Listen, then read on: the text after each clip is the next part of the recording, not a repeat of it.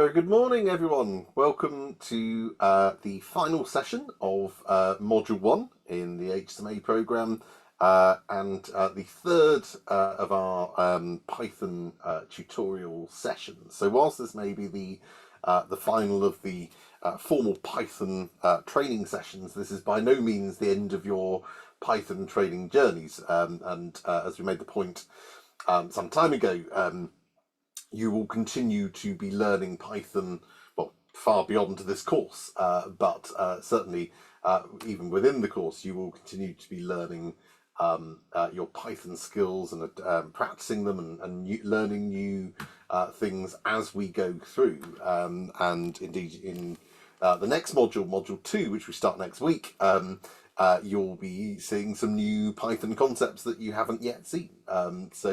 I just want to again emphasize the point that please do not think you need to get to the end of this afternoon and you've got Python licked and therefore you can now do Python if there even is such a thing. That's not the case at all.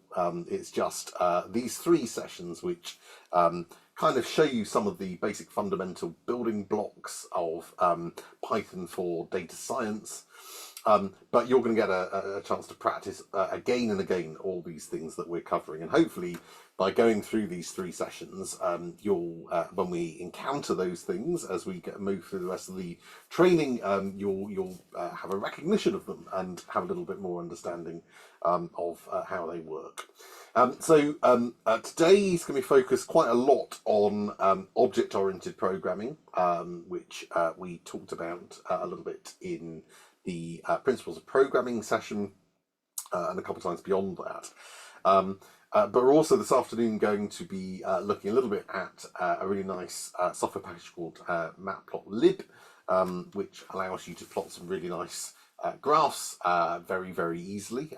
People always love the MatPlotLib section of HSMA because particularly after things like object-oriented programming, NumPy that you did last week, you'll see how incredibly easy it is to use, which is good news. You'll also have a chance this afternoon to practice debugging. I've got a rather devious challenge for you to undertake.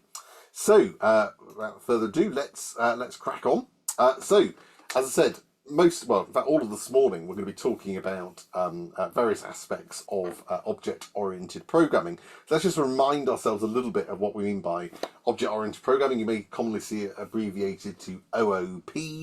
And we'll look at today we're going to look at how we do these things in Python.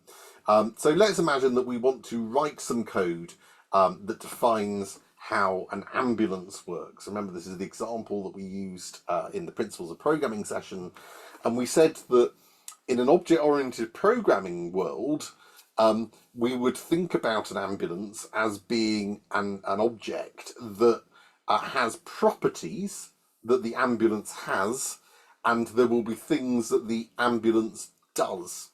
Okay, so the properties it has might be things like, the trust it belongs to, the registration number of the vehicle, whether there's currently a patient on board or not, whether the siren's currently going off or not, pieces of information about that particular ambulance. But there will also be things that it does. An ambulance can drive, it can park, it can have patients loaded into and out of it. Its siren can be switched on and off. And in object-oriented programming, we refer to the properties that it has as attributes and the things that it does as methods. And methods, remember, are just another name for functions. They are just functions, but we tend to call them methods when they're part of an object. But you'll hear method and function used interchangeably. It's basically the same thing. So in object-oriented programming, we have this concept of a class. And basically a class is kind of like a blueprint for what this object is and does. So the properties it has and the methods that it can carry out, so the things it does. From that class, from that blueprint, we then create various instances of objects that refer to particular ambulances, and that process is known as instantiation. And so we can create from an ambulance class, we could create lots of individual ambulances. Like I could have my own ambulance, Sammy could have an ambulance, Amy could have an ambulance, and all of those ambulances would be instances of the ambulance class, and we refer to them as objects. These are objects, okay, and they've all been created from this blueprint, and we can work with them all independently and separately from each other. So in our example, we have a class called ambulance, which has various attributes and various methods. And the attributes are basically variable assignments, and the methods are basically functions. But crucially, the variable assignments and functions belong to that object and belong to that class. So this might be our blueprint for our class. We've got these attributes: the name of the trust, the registration number, whether the patient's on board, which might be a Boolean value, true or false, to say whether they are. Same with the whether the siren's on, and then methods like to drive, and we pass in a certain speed for them to drive, and if we want them to park, the location where we want them to park, etc., etc. So that's the class, that's the blueprint, and these would be specific instances of that blueprint, of that class. These are our objects. Okay, so we create a class which defines what an ambulance is and does, and then when we want to use that, we create instances of that class, and we work with them as objects. So here I've created two instances of the ambulance class. I've got Dan's ambulance and Sammy's ambulance, and Dan's ambulance has a name of a trust, Chalk NHS Trust, and this registration number doesn't have a patient on board, but the siren's going off. And in Sammy's ambulance, Sammy's got a different name of a trust because it's a different object, it's completely separate. So she can have her own trust name, her own registration number. In this case, there is a patient on board and her siren is going off like mine. Okay. We also talked in Principles of Programming about the concept of a constructor. And a constructor is basically something that defines what happens when we go through this process of instantiation. So when we create an object from a class, from the blueprint. And what the constructor does is it basically puts one of these objects together, it assembles it, okay? And it will do things like it'll specify the values that it should have, the attribute values that it should have at the start when it's first created at its inception. Sometimes it might even run some particular methods when it's first created, when that object is first born, if you like. And the constructor is in itself a method that lives within the class. And you'll see how that works in Python in a moment. So in our example, we might have our constructor that would set up the name of the trust for our ambulance and the registration number, and it might specify that any ambulance that we create by default, at the start, the siren will be off and there will be no patient loaded in. So let's see how we would do all this in Python. So this is how we write a class in Python. This is what a class structure looks like. So we use the class keyword. So this is one of these reserved keywords that you can't call something else. You can't call a variable class because that word is reserved for classes. So to declare a class, we use the class keyword, and then we give the name of the class. My apologies, I don't know why I used camel case there, but there we are, I did. So at least you get a glimpse of camel case. But crucially, whenever we name our classes, we must make sure that the class name starts with a capital letter. Okay, so capital letters, you'll see in most things in Python, lowercase starting letters, but classes start with a capital letter. Okay, so here I've just got it, not very imaginatively, my class. Then I use a colon, And then, as with functions and loops and conditional logic, we then have the body of the class that's indented by a single tab. And this represents the class definition. So this is all the stuff that then makes up a class. This, well, I'll come back to this. Let's look at these things one by one. So let's start with this first one here, because it's the weird one, but is in some ways the most important one, and it's the one to wrap your head around. So this, the one that starts underscore underscore init underscore underscore, that is the constructor. Okay, so you'll see it's defined in just the same way that you would define any function with the def keyword to define a function, just as you've seen last week. This is our constructor method. Now that constructor method is automatically called whenever we say that we want to create an instance of this class, i.e. we want to instantiate. As again, this is the idea of this constructor is to assemble our object from a class blueprint. So in this example here, ignore this self bit. I'll come back to that in a second. So you can see it's passing in some inputs into the method, into the function, exactly as you've seen with functions normally. And then what it's doing here is it's then assigning whatever values are passed in to the attributes of this class. And it all comes back to this self word, which I'll talk about in a moment. So essentially what we're doing here is it's setting up, it's saying, when somebody creates an ambulance, I'll need them to pass in these two things. So you say, I want a new ambulance, and here is the registration number, and here is the trust. And here perhaps is where they get assigned. So say, okay, I'll now store that as the registration number for this ambulance, the trust for this ambulance. Now, just a word on this. You're maybe wondering why it's named in a slightly weird way with a double underscore. And it is two underscores in succession, both before and after the name. It's known as, in Python, as a dunder method, dunder being double underscore. And basically these are also referred to as magic methods. Don't worry too much about them. They're basically special methods that are called when they are needed.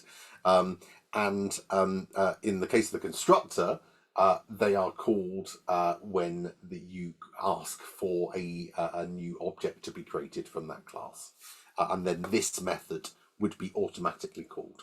So that's why you see this this double underscore here. Okay, so we need to talk about self, which you just saw in the previous slide. Self is incredibly important in trying to understand object-oriented coding in Python, but it is a bit weird to wrap your head around. So I'll try my best to try and explain this. So basically, self is the thing that stores the instance of the class. So in other words, if you think about when you create an object from a class, from the blueprint, self is the thing that stores that copy of it, stores that instance of the object. And whenever we define any method within a class, we always put self as the first input to that method. So if you have a look back here, here we've got the constructor, and the first thing we've passed in is self. In other words, this is the copy of the this will store the particular instance that we create. Even where we have methods in our class that don't accept any other input, we always have to put at least self. So even if there's nothing else, we still pass in self. And what it basically does by doing that is it says to run this particular method on this instance, i.e., for example, on run this method on Dan's ambulance or on Sammy's ambulance. So we always put in that self keyword when we write a method definition as the first input. However, this can confuse people a little bit. When we call the method, so when we've created the object and then we tell Dan's ambulance to drive, we don't pass in self when we call that. We just pass in the other inputs as though self isn't there. That's because Python will deal with self itself. So self is just there to store that particular copy of the object, if you like. Now, similarly, whenever we refer to something that belongs to the particular object, to a particular instance of the class, we use dot notation and we say self dot.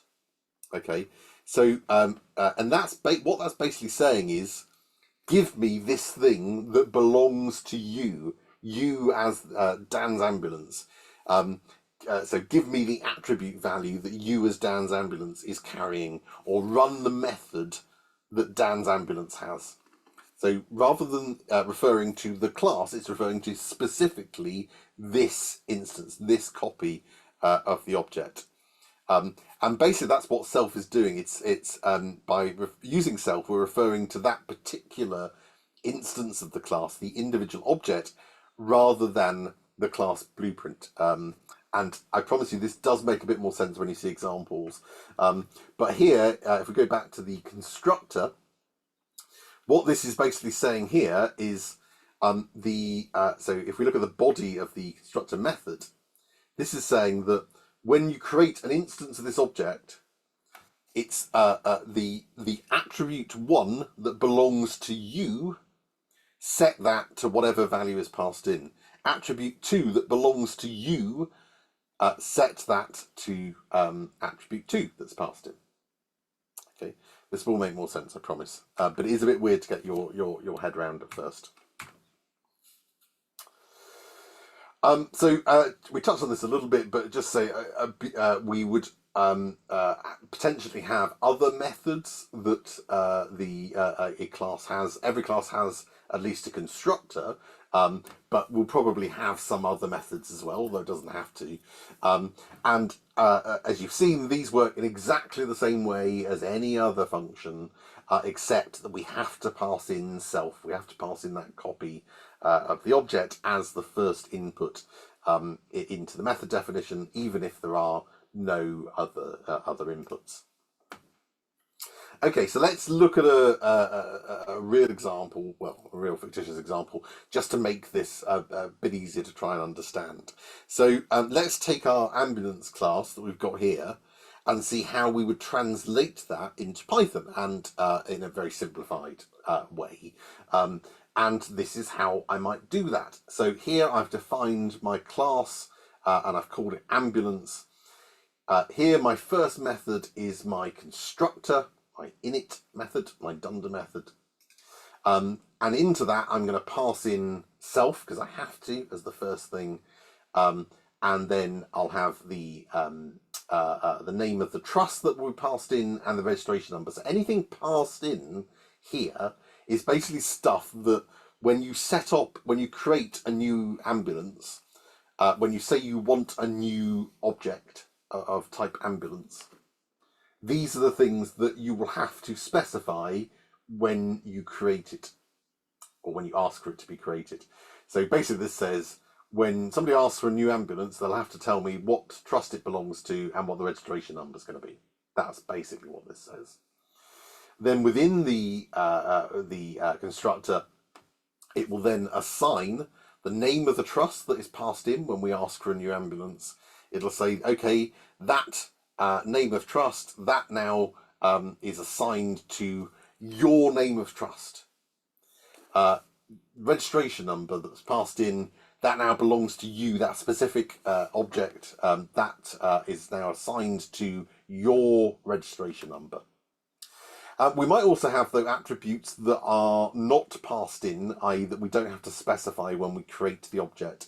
So things like whether the patient is on board and whether the siren's going off, we said we'd like those things to be false by default. So the siren's not going off, there's no patient on board. So we can just hard code those, we don't need to have anything passed in. We can just specify by default they are false. So when a new ambulance is created, there is no patient on board and the siren's not going off. And then for the methods, we just write them in exactly the same way we would for any other function, except that we have to pass in self as the first input, even if it's the only input. So here I've got a method called drive. Again, this is a vast simplification. I just print a message saying I'm now driving at whatever speed is passed in when I call the drive method. Similar with park, this just prints a message saying I'm now parked at whatever location is passed in when I call that method. This one here, where I'm going to load up a patient, does a similar thing and passes in the patient name, prints a message. But what it also does is in this case, I say, well, actually, I want to now change. I've got an attribute within the ambulance to a Boolean to indicate whether there's a patient on board. So if I load in a patient, that now needs to be true, not false.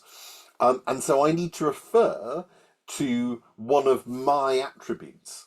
And I do that using the self dot notation. I say that the patient on board is effectively a variable value that belongs to me. It is one of my attributes. And so I use self dot, which basically says the copy of the object's patient on board variable. That's what it's saying. And I'll do the same here for some of the other methods as well.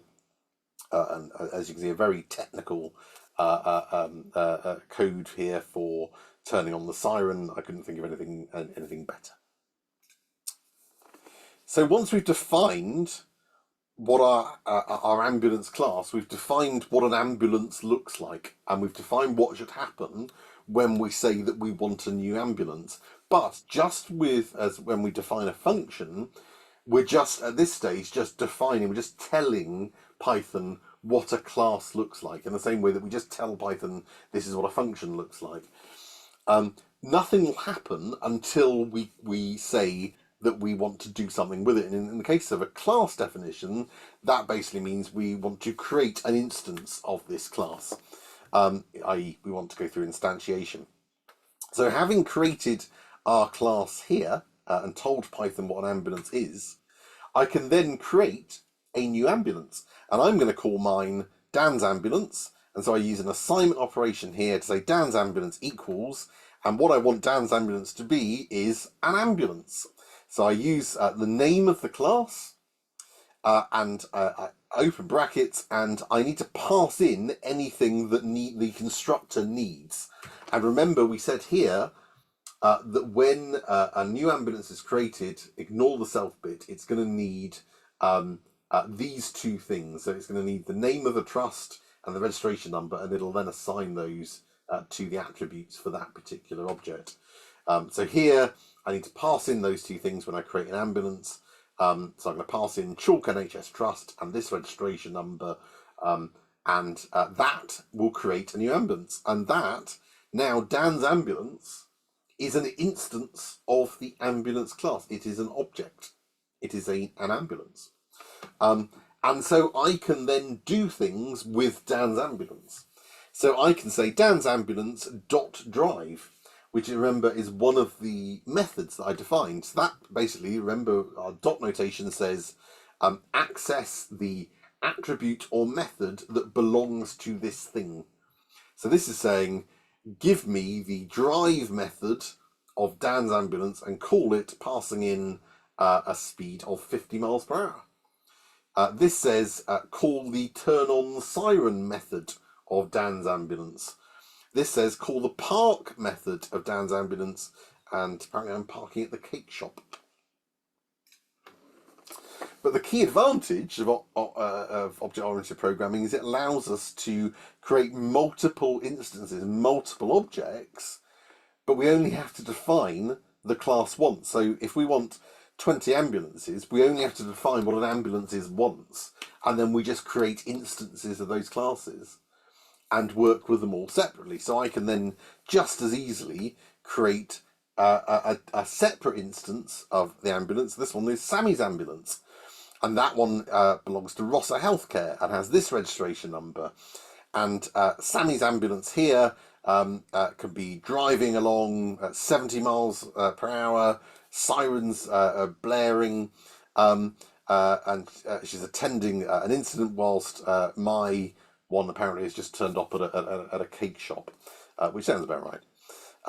So we can work with those objects as completely separately, and we access the methods and the attributes that we defined within the class definition. Okay, I'm about 10 minutes out of schedule, in fact slightly more. So Sammy, I'm going to ask, are there any questions so far about object-oriented programming? So I think we've had a few questions that have been answered as the slides have gone on. One that might be worth mentioning is someone was having a go at setting up a class, and they found that Visual Studio was trying to add an arrow and none at the end of it automatically. I've just had a look at what this is. It seems to be a sort of type hint that is actually recommended in PEP, but is not enforced in any way, shape, or form. So if your VS Code tries to do that, then don't worry. It's not needed. And I think that is it. The other one is this what I'm doing with matplotlib.pyplot, creating an instance of matplotlib and then adding methods to that instance? That one's just cropped. So you've already seen. In fact, if I put it a little bit later, yeah. So we'll come back to this, but you've already seen examples of exactly this kind of thing. So when you imported the random library, okay, you've already run this method to generate a random integer that says call the randint function in the random library. This says where you've created a list. Remember, if you wanted to add an item to the end of the list, you'd say the name of the list dot append. That says the instance of, when you create a list, you're effectively creating an instance of that list class. So you create a list object. So you're saying grab me the append method that belongs to a list object and pass in these inputs. Same when you created last week, when we created CSV readers, we imported the CSV library, and then we said csv.reader reader equals csv.reader to create a reader object. So this is saying give me an instance of the class reader, give me a new reader object, and create it with these parameters that would effectively be passed into to the constructor. So we'll come back to that, but yeah, that's you have effectively been using this already. It's just that you're using you've been using things that like lists, which are defined in Python.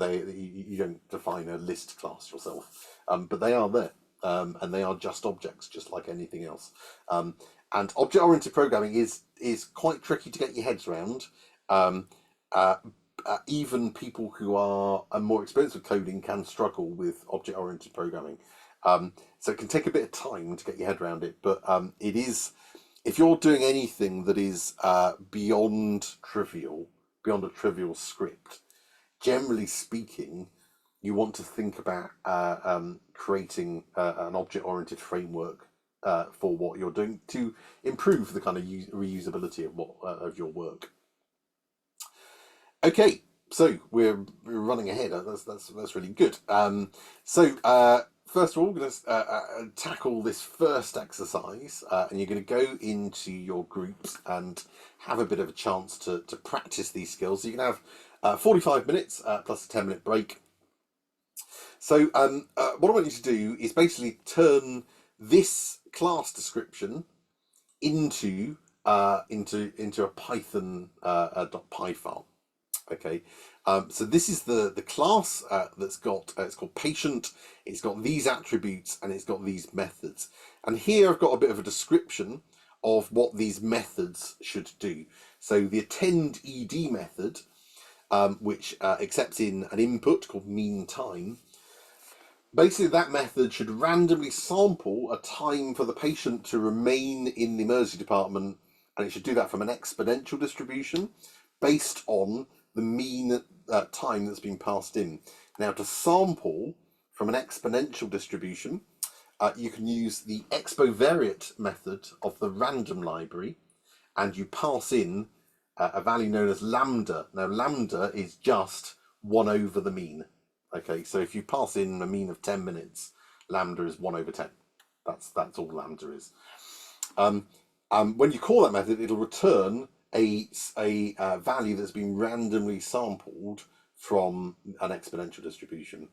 And I want the method also to print a message that gives the patient's name, their ID, and how long they spent in the ED. In other words, the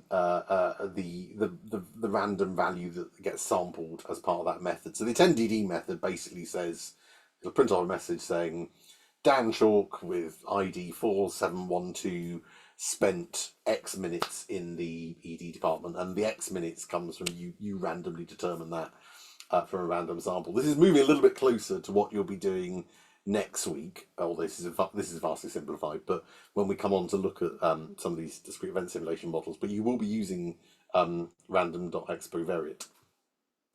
The other method is the receive treatment method, and basically what this one does is it randomly determines if the patient is cured or not based on the probability that gets passed in. I want you to use a uniform method of the random library to sample a number between 0 and 1, and then compare that number to whatever probability is passed in to see whether or not the patient is cured. So just think about how you can do that. If they are cured, if it's determined randomly that they are cured, then the patient's cured attribute gets updated appropriately. So they've got a Boolean indicating whether they're cured or not, which by default is false. And either way, a message should be printed indicating whether they were cured or not. All of the attributes of the patient are provided at instantiation except for cured, which should default to false for all patients. So we assume no patient is cured when we first create them. Once you've defined the class, I want you to then create some patients, create some instances of that class, and get them to attend ED and receive some treatment. Okay, I will stop sharing there. And I'll open up the breakout room, so we'll resume at 11 o'clock. So you'll have 45 minutes on this, and then take a 10-minute break as well, and we'll be floating around if you need any help. But do work in your groups and have a go at this in your groups, and make sure ask somebody to share and work on this together. Okay, right. Let me stop sharing and stop talking.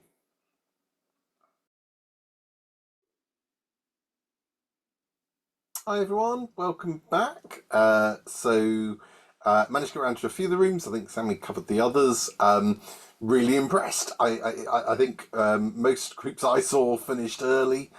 So I think you all deserve a pat on the back. This is, object-oriented programming is stuff that even seasoned coders can struggle to get their heads around. So clearly you're doing far better than you think you are, because these aren't particularly easy concepts to understand. So really well done for getting there. And particularly, let's not forget, it was only 2 weeks ago you were learning how to print the words "Hello World" to the screen. So this is quite a leap that you've made in a pretty short space of time. So a massive well done to you all for that. And for those of you, if you are struggling to get the concepts a little bit more, don't worry. As I say, there will be plenty of opportunity to keep practicing these skills. Object-oriented programming in particular, when we get to agent-based simulation later in the course, agent-based simulation is one of the most beautiful examples of object-oriented programming, because it's literally all about individual agents who each carry information with them and interact and behave via methods. So it's a beautiful use of object-oriented programming and will help you. But even when we get to module 2 next week, you'll see some examples. We'll be looking at how we use object-oriented programming in SymPy to create the concept of a patient and a model and all of these kinds of things. So hopefully it'll start to make sense if it hasn't already. But massive well done to you all for what I've seen so far. Really good. And just also to flag up, on a related note, that Sammy has posted, hopefully you've all seen, Sammy's posted a link both on Slack and in the Zoom chat as well, to a survey. If you haven't already filled that in, please do so, just to give us a sense about where you are, how you're feeling right now. It's completely anonymous. That will help us, and particularly help Sammy to guide any revision materials, anything like that, where people are struggling, where people are feeling confident, etc. And also to indicate whether you'll be coming along to the revision session tomorrow. I don't know, Sammy, do you want to just mention briefly anything about tomorrow's session for those that might be interested in coming along? Yeah, so as Dan says, the revision session is completely optional, but it's there if you would like it. I'm just reminding myself of the timings that I put in there. So what I'm hoping to do is just kind of spend a little bit of time going back over all of the key concepts. There'll be lots of chances to ask questions, getting you to shout out anything that you're not understanding. And depending on how much time we have, I've lined up some additional exercises where you can either complete them individually, or actually what I would recommend is you go into a group of 2 or 3 with other people and have a go at them in that way. We will be doing the stuff from session 1D and 1E from 9:30 till 12. So that's all the sort of VS Code stuff. Starting then from the very beginning, printing variables, etc., going over lists and dictionaries. 1 o'clock till 2:45, we'll be going over the stuff from the second session. So that's functions, error handling, bit of NumPy, bit of pandas. And then from 3 o'clock until 4:30, we'll be going over the stuff from today. But hopefully that will be a useful session for anyone that does want to come on. You can drop in and drop out at any time that makes sense for you. You don't have to come to the whole thing. And also just to flag up that hopefully you've seen in the chat as well, but there is now a revision book accompanying all of the course. That will be updated for today's session, hopefully by the end of Thursday. And that includes videos going through every exercise slowly. So if there is anything you want to go back over, didn't quite get why something was done in the exercise solutions, then that will be there as well. Brilliant, thanks, Sammy.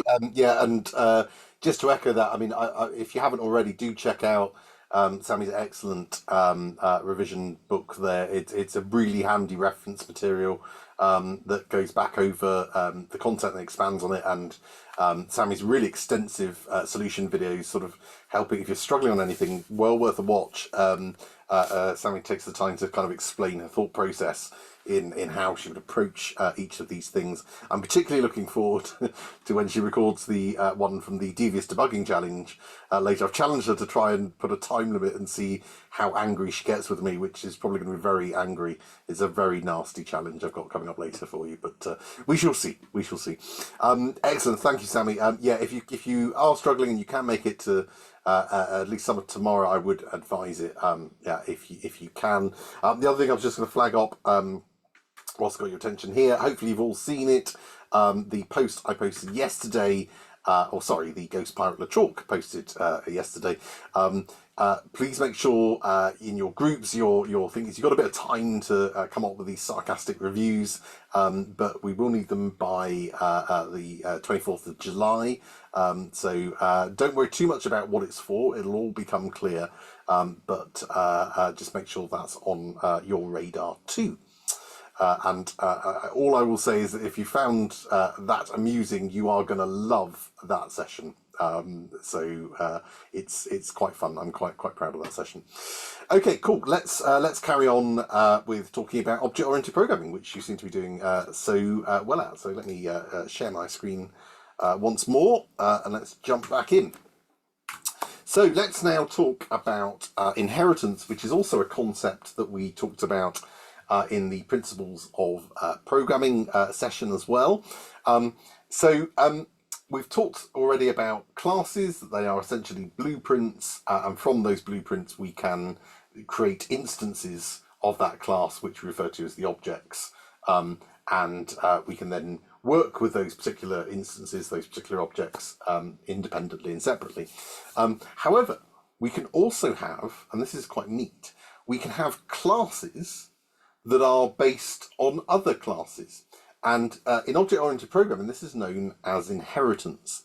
So for to go back to our example of the ambulance, we could have a class called ambulance that's created independently. However, we could also have a class called vehicle, and ambulance could be inherited from vehicle because it is a type of vehicle. And this could be particularly useful if we're building something where, for example, we may have lots of different types of vehicle, and so we want to create lots of classes that are similar but have their own sort of quirks. So for this example, we could have a class that was called vehicle, and that could have attributes and methods that apply to all kinds of vehicles, or to all the kinds of vehicles that we want to represent in our code. And then we could create from that an ambulance class that inherits those attributes and methods, but also adds its own things that are specific to ambulances. So in this example here, we could imagine having a vehicle class, and we could say, well, all vehicles will have a registration number, and all vehicles in terms of methods will be able to drive and park. And so we could then create a class called ambulance that inherits from vehicle and says, well, ambulance is basically a type of vehicle. And the advantage of doing that is it means that we don't have to redefine the things that are already defined in vehicle. So we can say, well, ambulance inherits from vehicle. So therefore, in terms of the attributes, everything in vehicle gets carried across. So we don't need to redefine that it has a registration number. We've already defined that in vehicle because all vehicles have a registration number. But we will add in some things that are ambulance specific, like whether there's a patient on board and whether the siren's going off. And similarly for methods, an ambulance drives and parks just like any other vehicle, so we can inherit that from vehicle, but it also has stuff that is unique to an ambulance, like loading and unloading patients or turning on and off the siren. And it saves us having to redefine all these things that may be common for a number of different classes. And it makes it much more efficient if we've got classes, multiple classes that are similar. So you won't always use inheritance. It depends what you're trying to do and what you're trying to represent. But if you have got classes where there are a lot of similarities and you find yourself thinking, well, I'm having to redefine the same thing multiple times, you may want to consider using inheritance. And in inheritance, in this example here, ambulance inherits from vehicle, and vehicle is known as the parent and ambulance as the child. So vehicle is the parent class and ambulance as the child inherits from vehicle, from the parent. And of course that means that we could then have lots of other different types of class, of vehicle class that inherit from the parent vehicle. So as well as an ambulance, we could also have a bus that is its own class, but which inherits from vehicle. So again, a bus would inherit the fact that it has a registration number, but a bus may then have a passenger capacity that we want to store. And similarly, it will drive and park just like any other vehicle, but we may also have bus-specific methods like opening and closing the doors or taking the fare. And similarly, we might create a car class that is based off vehicle, inherits a registration number. A car's got a registration number, but we might also want to store the number of doors for a car. And in terms of methods, well, it'll drive and park, but we might also want to open and close the boot, for example. Okay, so the key thing is that you've got a kind of a parent class that has stuff that is common to all of these child classes, and then these child classes inherit that stuff plus add their own little spin on it. Now the good news is that inheritance is really, really easy to do in Python. So let's imagine that we've created our vehicle class here, just as we did with our ambulance class, using a class keyword. We've called it vehicle, and then we've got a constructor here that sets up the registration number that's passed in, and it's got two methods, drive and park, just as we defined it on the previous slide. Now let's say we want to create the ambulance class, but we want it to inherit from the vehicle class. So the way we do that is we use the class keyword in the same way as before. We define the name of the class we want to create. However, if we want to inherit from another class, then all we do is we open some brackets after the class name, and then we pass in the name of the class from which we want to inherit. So in other words, the parent. So here, if I say class ambulance and then open my brackets and put in vehicle, then this will say that basically ambulance is a child of vehicle. And so Python knows that you are inheriting from vehicle. So then when we set up the constructor in exactly the same way as we did before, if we've got stuff in the parent class, in this case vehicle, we want all of those things. We don't want to have to redefine all that, so we don't have to. So what we can do is we can use this syntax here, where we say super and then open and close brackets dot init, and then pass in the thing that is required for that constructor. And what this basically does is super is it refers to the parent. Okay, so what this is saying is, give me the constructor of the parent class, which is vehicle, and pass it the registration number, which is the thing it's going to need. Okay, what that does is it calls this. So you don't have to redefine all this. It'll automatically, if we put in that line of code, it will call the constructor of the vehicle method. So basically do everything in vehicle's constructor. And then we can just, in the remainder of our ambulance constructor, just specify anything that we want that is different. So in this case, I'm going to have two attributes, patient on board and siren on, both of which are going to default to false. Okay, so you call that first, the super.init, to call the constructor of the parent, and then you can just add in anything that is specific to that particular child. Similarly with the methods, because we want our ambulance to drive and park, and because drive and park are already defined in vehicle, we don't need to define them again. These methods will be automatically inherited. Okay, so we don't need to redefine them. Drive and park are, because we've passed in vehicle, we've told it that told Python that ambulance is a child of vehicle. We can call the drive method and the park method on ambulance without defining them here. It knows it's already inherited them automatically. So all we want to do is just add in any other methods that aren't in the parent that might be unique to an ambulance. So here it's the loading and unloading a patient and turning on and off the siren. Now what we can do, there might be instances where we want to say, okay, well, yeah, it is going to inherit the drive method, but the drive method is going to be a bit different for an ambulance, in which case we just define them here in exactly the same way as we would before, and that will then override the method that was inherited. So if you did want to change, so you might have, for example, one of your children of vehicle might have something a bit different about the drive method, and then you could do that. But you can also use the super keyword to do that. So if everything, I mean, in this case, it's a single line of code. But let's say your drive method was, I don't know, 20 lines of code, and it was just one slightly different thing that you wanted to do, well, you could just call super dot and then the drive method, pass in anything that it needs, and then just add to the line of code.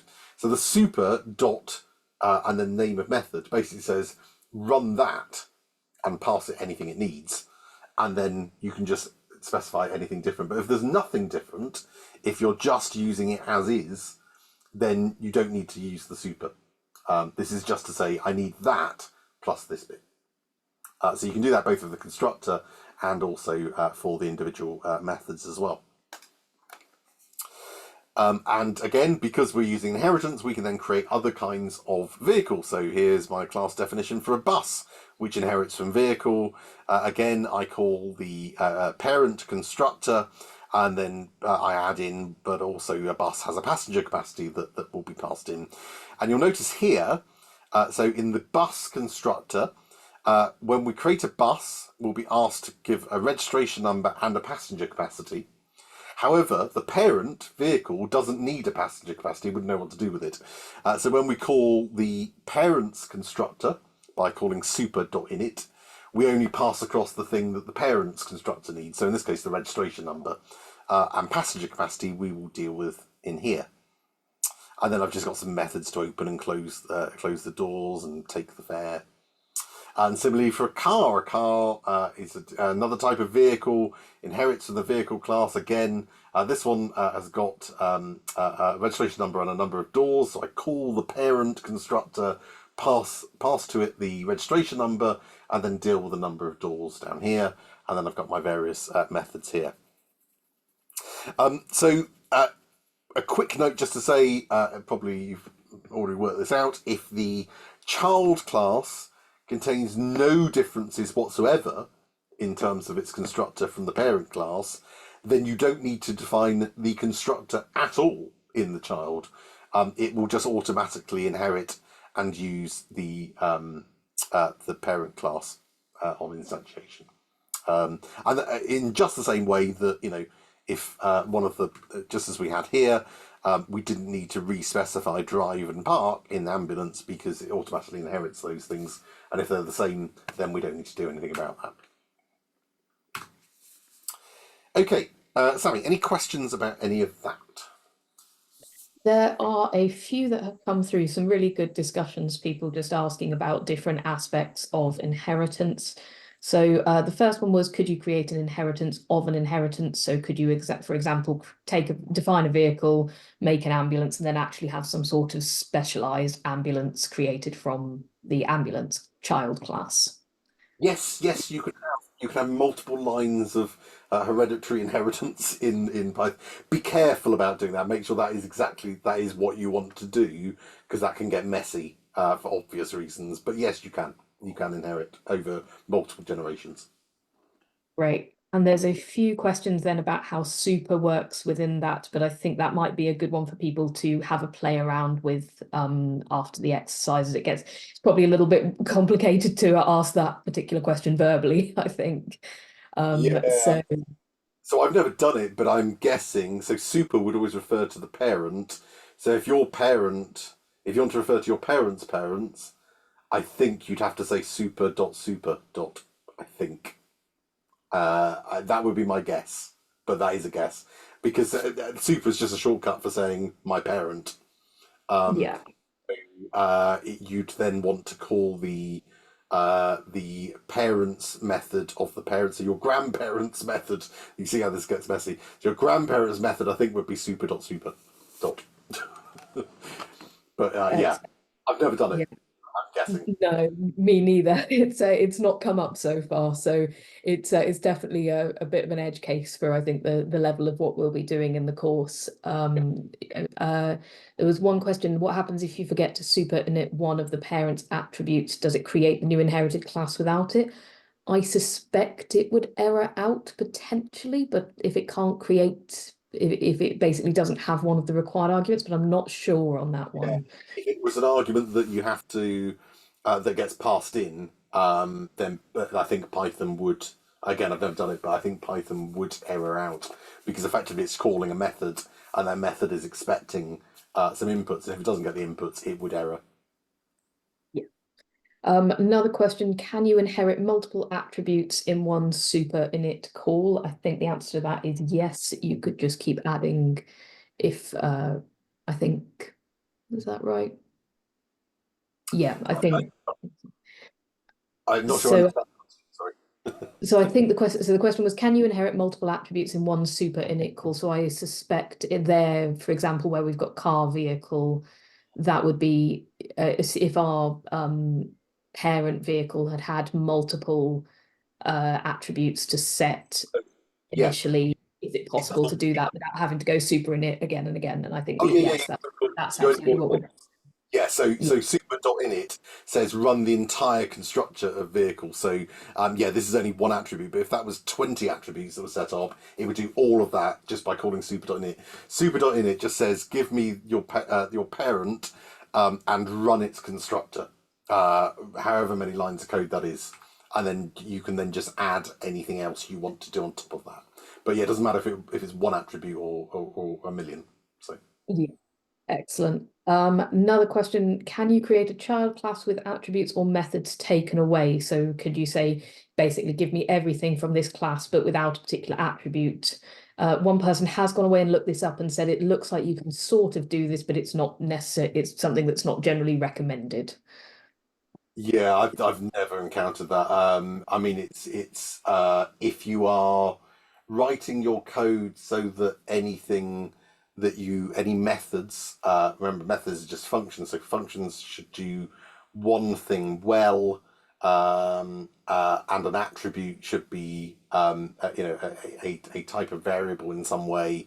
Then it shouldn't be anything that would be much of an overhead by leaving it in. So I wouldn't get into that mess. If you're finding that you don't need it in most cases, then you probably don't need it in the parent, because that's probably if it's in the majority of cases you don't need something, then don't put it in the parent. The parent should be where you need something in most cases, or ideally in all cases. Yeah, that I would definitely agree with that. I'm just having a look. I wonder if some of these might be better for us to get to in the chat in over the next little bit, or for people to try them out, because there's lots of questions coming up.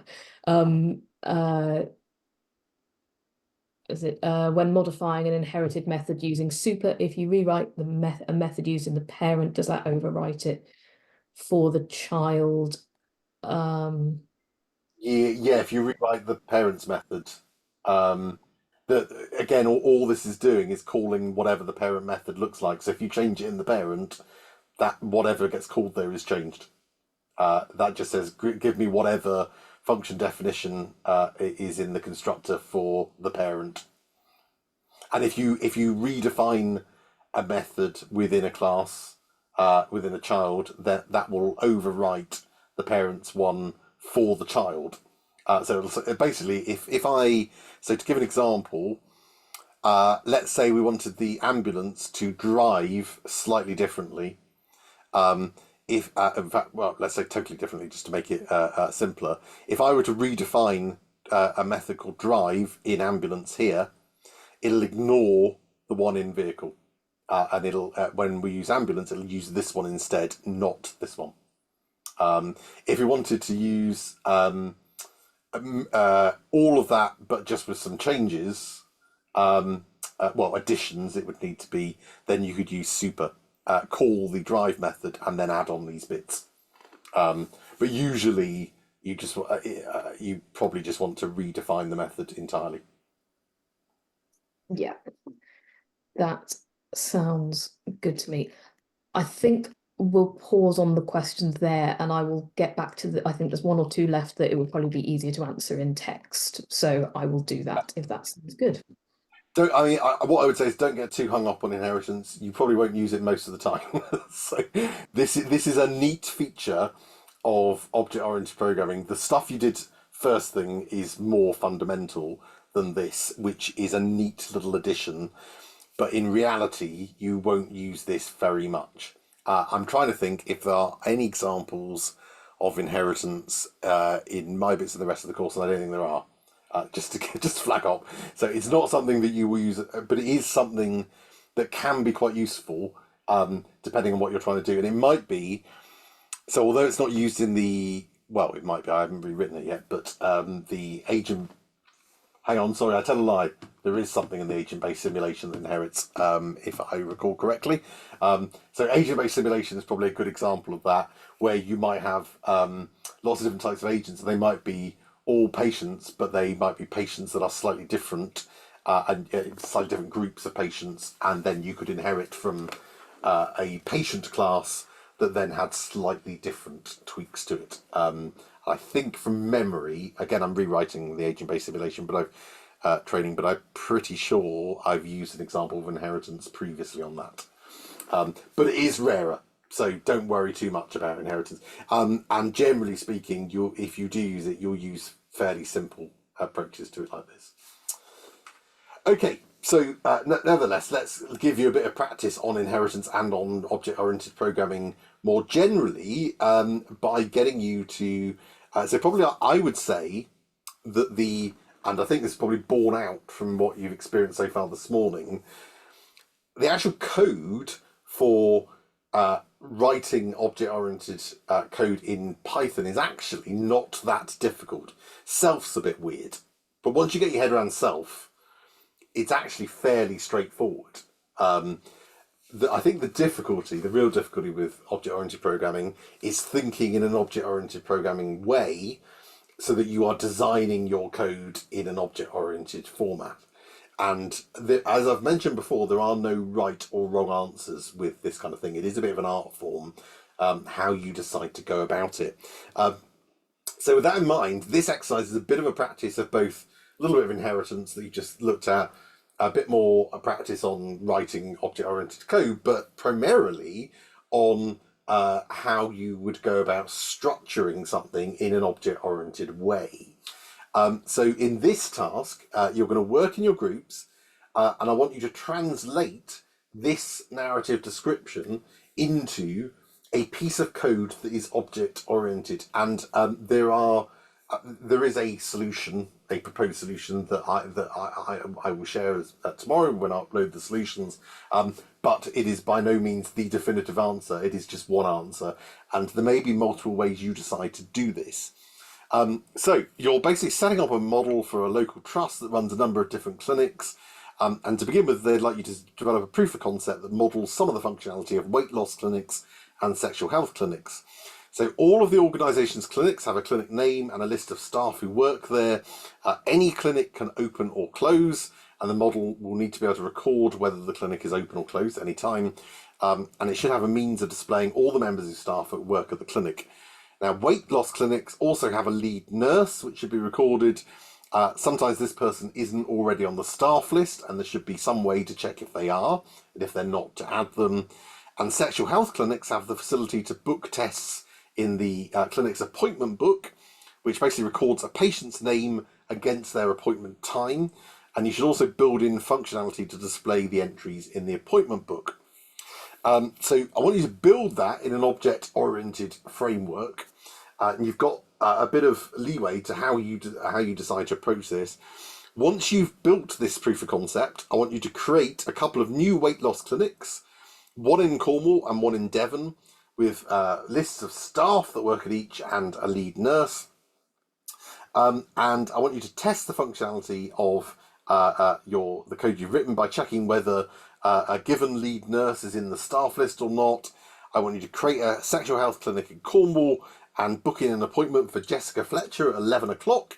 And I want you to check the functionality for displaying the appointment book too. So I'm going to give you, we've now gone slightly over with the questions, but never mind. So I'm going to give you till 10 past. I think that should give you enough time. If you need an extra 5 minutes, we can accommodate that. Let's give you to 10 past 12. And I want you to work together as a group. So have somebody share the screen and all chip into how this is going to work. As I keep saying, there is no single right answer for this. This is primarily to get you used to designing code for a purpose. This is nearer to the kind of stuff you're going to be doing, which is I need to build a model that does this stuff. Where do I start? Okay, so let me open up the breakout rooms. Sammy and I will float around, and I will stop sharing.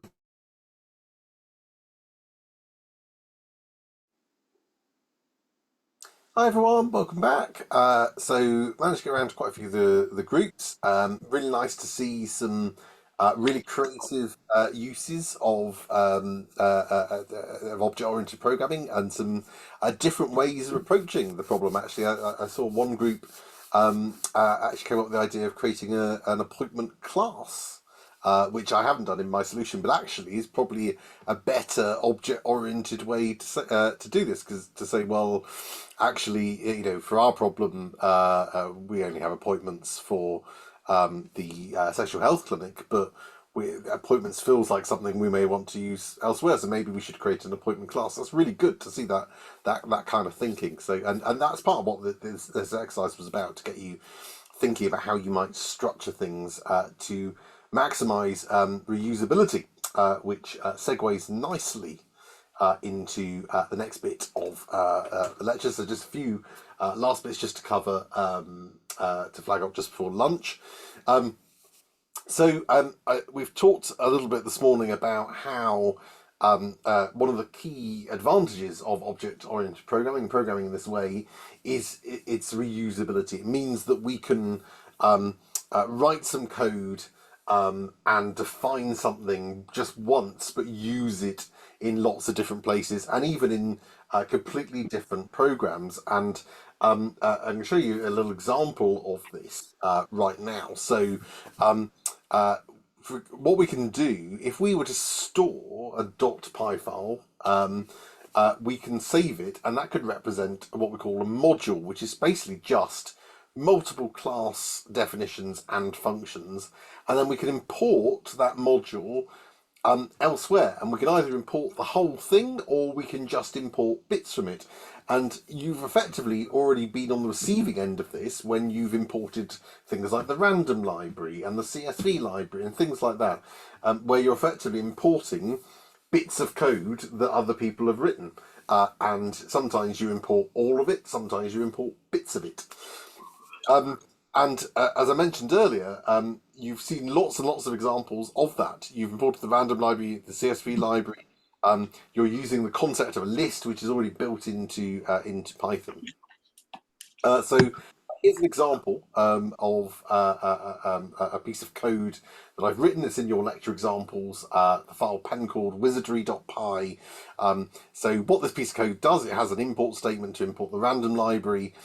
Then it has a class definition, which defines what a Pencordian is, a member of our Pencord research team. And that has a constructor, which sets up a name that is passed in, and also this boolean here, defining whether or not they're a wizard, and that defaults to false when a new Pencordian is created. And Pencordians also have a couple methods, because there are only two things members of our team can do, and that is write models and tell jokes. And so we capture that in our class here for a write model method. And when we call the write model method, we pass in the type of model, and we simply print a message saying the name of this Pencordian is now writing this kind of model. And for the tell joke, we pass in a probability of success, and we randomly draw from a uniform distribution, see if it's less than that probability that's passed in. If it is, they told the joke and people loved it, otherwise the joke fell flat. So we've got a Pencordian that's got a couple of attributes, name and whether they're a wizard or not, and a couple of methods to write a model and to tell a joke. And outside of that, in this .py file, so outside of the class definition, I've also just got this standalone function here. It doesn't belong to a class, it's just a standalone function. And this function just turns someone into a wizard. And it's called turn into a wizard, that's nice and self-explanatory. And all it requires is a subject to be passed to it when it's called. And that subject needs to be an object that has a name, attribute, and an is a wizard boolean attribute. And as long as that's the case, you can call the turn into a wizard method on that object. And what the method will do is it'll set that particular subject's is a wizard boolean to true, and it'll print a message saying that their name, whatever that is now a wizard. So we've got a class definition here and a standalone function that turns people into wizards. Now, in the same directory, I can also create a separate .py file. So this is in your lecture examples, import code 1.py. And this is a completely separate piece of code. Again, I'm going to import the random library, but I'm also, in this piece of code, going to import Pencord Wizardry. And remember, Pencord Wizardry is the name of this file over here. So I can just import that, and if you're just doing this locally, you can, as long as it's in the same directory, you can just call the name of whatever it is that you've called your file without the .py bit, and it'll import basically all of the code from that file. So now within this piece of code, within this .py file, I've got access to what a pencordian is, that class definition, as well as this standalone function here. So I can turn people into wizards in this particular piece of code as well. So let's see how that works. So in this code, I've set up a list of pencordian names, and I'm just going to randomly select 3 people from that list. I'm using the sample method from the random library. Sample basically selects elements without replacement. In other words, they can't be picked again. Just as a note, if you want to pick things from a list where you can pick the same thing multiple times, you can use random.choices, which does the same thing but allows replacement. So anyway, so I'm going to pick 3 names from this list of pencordians, list of pencordian names, sorry. Then I'm going to set up a blank list, an empty list, that will store some pencordian objects.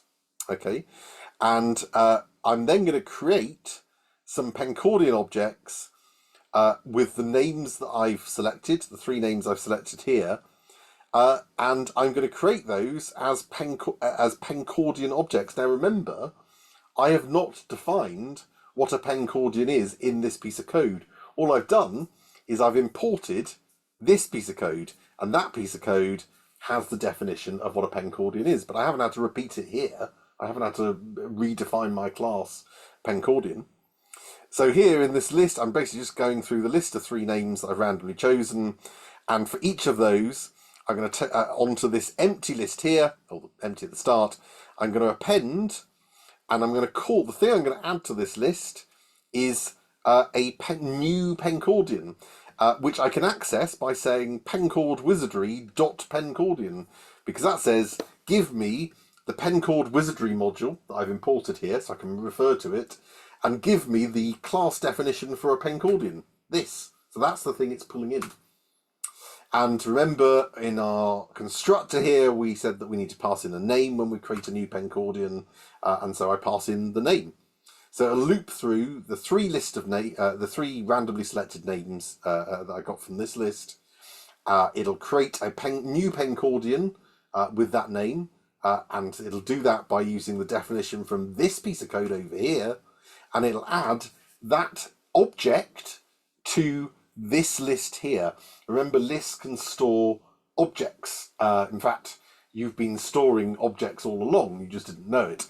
This list here is a list of objects. It just happens to be a list of string objects, and you specify what the values are. But here we've got a list of pencordians. We now have such a thing as a pencordian object in our code because we've created it. Just as we've got things like string objects and list objects, we've now got a pencordian object. And then, just to really prove this point, I can call the methods that live within a pencordian. Again, I haven't defined what a pencordian is in this code. I've just imported it from over here. And so from my list of new pencordian objects, I can go through each one and tell it to write a model, call the method that lives within that pencordian object. And I can tell it to tell a joke. Now, you'll see an example here of an output. So first we had Kerry's now writing a discrete event simulation model. She attempted a joke, fell flat. Sammy's writing a discrete event simulation model, also attempted a joke, fell flat. Dan is now writing a DS model, attempted a joke, and people loved it. I won't say how many times I went through randomly with a 10% chance of that happening to get that. Needless to say, it was a lot. Now, that's an example of where I've imported all of the things from Pencord Wizardry. So in this example, I said, give me everything in Pencord Wizardry. In other words, give me a class definition of the pencordian, give me any standalone functions that turn into a wizard thing here. But you'll also note that I imported everything there, but I didn't use everything. I used the definition of what a pencordian was, but I didn't use this turn into a wizard thing. And it might be that in another piece of code, I need to use this turn into a wizard method because it's quite useful for what I need. But I don't need anything to do with pencordians. I don't need that class definition. So what I could do is import, as I did before, import Pencord Wizardry. but there might be lots and lots of stuff in there that I don't actually need, and that's quite inefficient. So a better way to do it would be just to import the thing or things you need. And so that's what I'm doing here. And again, you've seen examples of this already in some of the code that we've looked at, where we can say from this, import this, or the, and you can also list things out as well, so you can separate them with commas.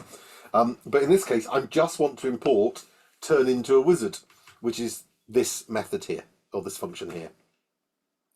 So now in this piece of code, this is import code 2.py, I haven't defined the function turn into a wizard. Instead, I've imported it. So I can use, it now knows what that function is because it's grabbed it from this piece of code over here. And I'm going to create in this piece of code my own new class called HSMA. And basically this just has a simple constructor that sets up a name and whether they're a wizard or not. And I'm going to create a new HSMA object called Gandalf. And I'm going to turn Gandalf into a wizard by using the turn into a wizard function that I imported from pen called Wizardry. And so despite not having defined what turn into a wizard is in this piece of code, because I've imported it, I've already defined it over here in a completely separate code file, so I can use it. I don't have to write it again.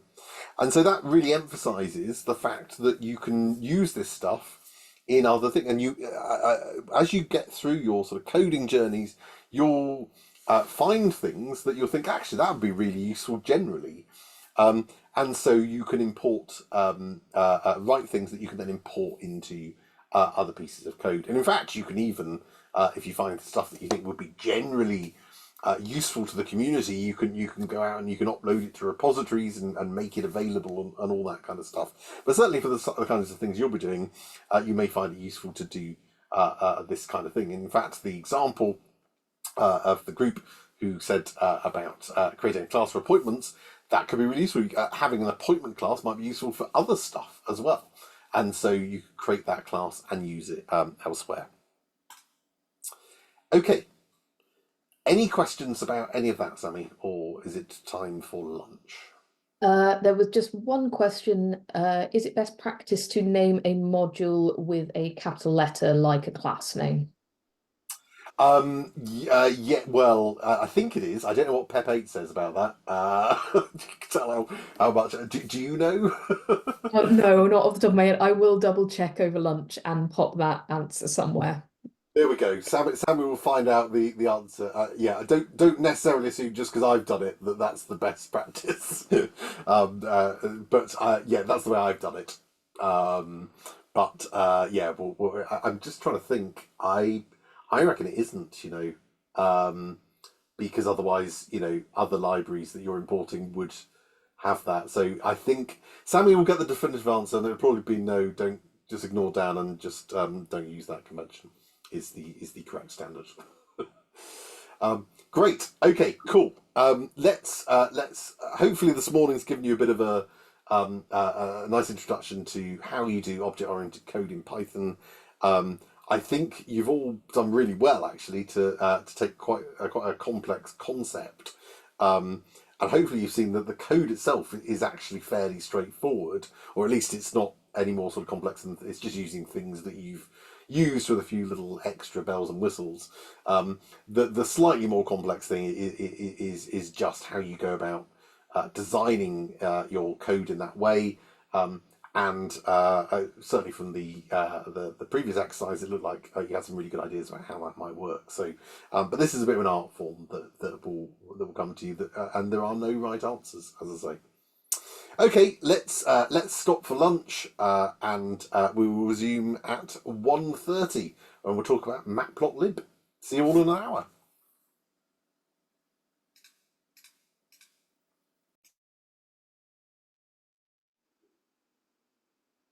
Hi everyone, welcome back. Hope you managed to get a nice break over lunch.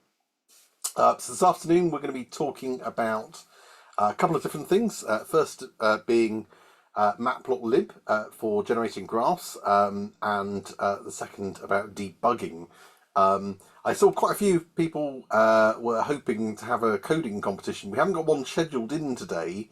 However, if we have time, we might be able to squeeze one in. I mean, given how well you managed to get on with object-oriented programming, you may well fly through certainly the matplotlib stuff. So let's see how we do for time, and we can always institute something if we've got the capacity. Let me share my screen. And move over here. Oh yeah, well done for. In case you didn't see it in the chat, somebody picked up. I didn't know this. You can have multiple parents apparently in object-oriented programming in Python. Didn't know that. So well done for finding that. I didn't know that. No, I've never used it, so I don't know how useful it is, but it might be. So it's worth knowing it's there.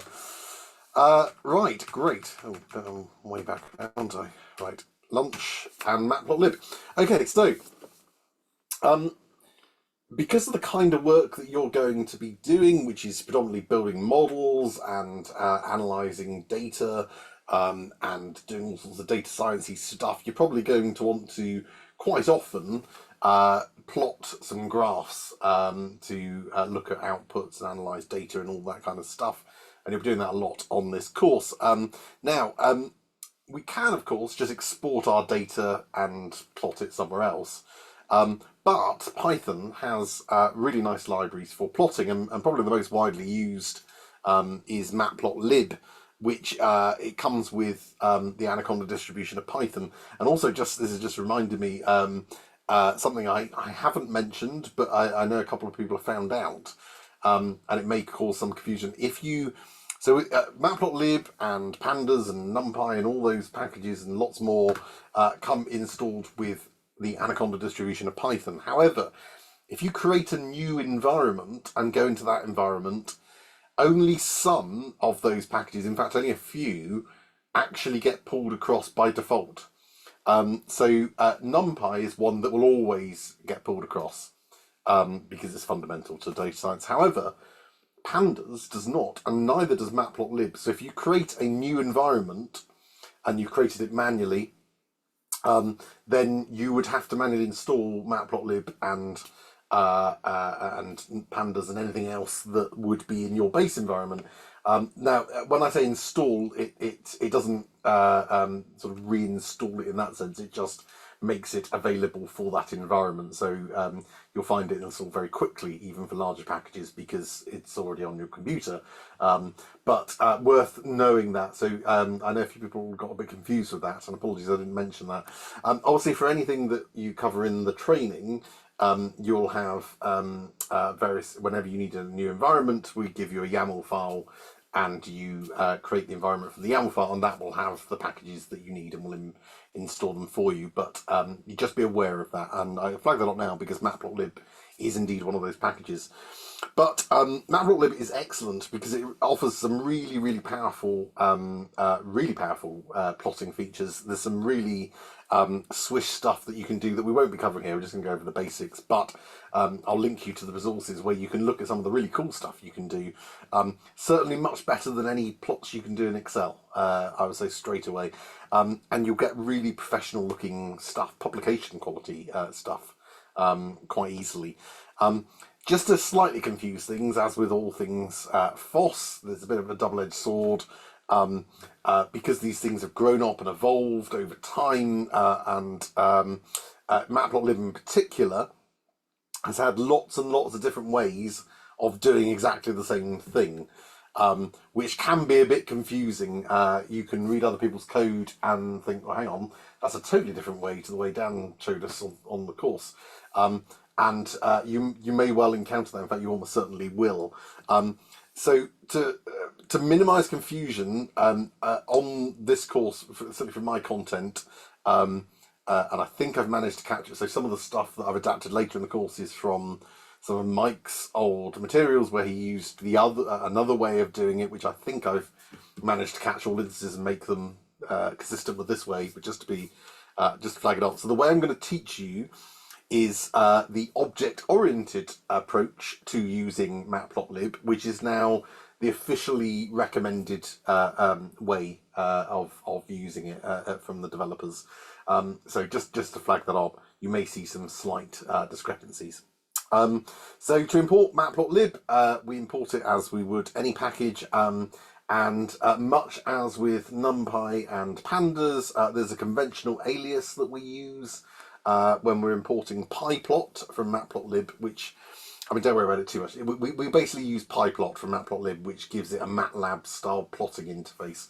But this line of code is what you will use to import. It's import matplotlib.pyplot, try saying that 3 times fast, as PLT, and then you can just refer to it as PLT from that point forward. So if we're using the object-oriented approach, which is what I'm going to teach you, there are basically 2 objects in a matplotlib graph. There's a figure object, and a figure holds the graph or the plotting area. Okay, so this is an example down here. This is one figure. So it's a bit like if you ever read a sort of academic publication or just a textbook where you see like figure 1. That's what we refer to as a figure in Matplotlib terminology. And then the other key object is an axes object, not to be confused with an axis object. Axes object, again, not particularly helpfully named, I don't think. But basically, an axes object is a subplot within a figure, and we normally you can call it whatever you like, but we tend to name them ax. Okay. Now, most of the time, we'll just have one axes object. So you'll have a figure that contains a graph, basically.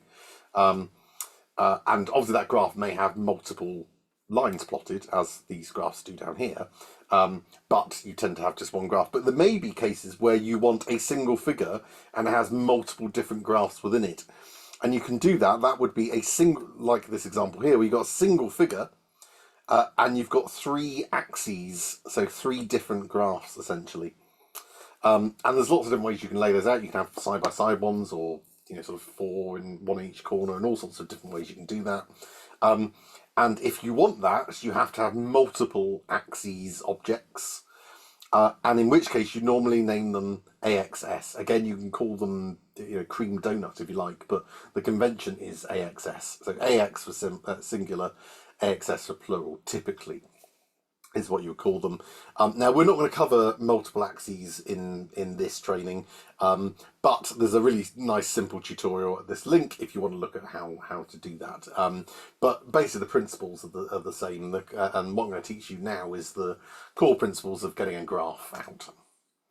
So let's start by creating a really basic line plot. Okay, so let's imagine we've got some data to plot. So here's my X data and here's my Y data, and here I just made up 2 lists of numbers, but obviously in reality you'd be probably plotting some outputs from your model or whatever it may be. But I've just got 2 lists of numbers basically. And the first thing I'm going to do is import matplotlib.pyplot as PLT.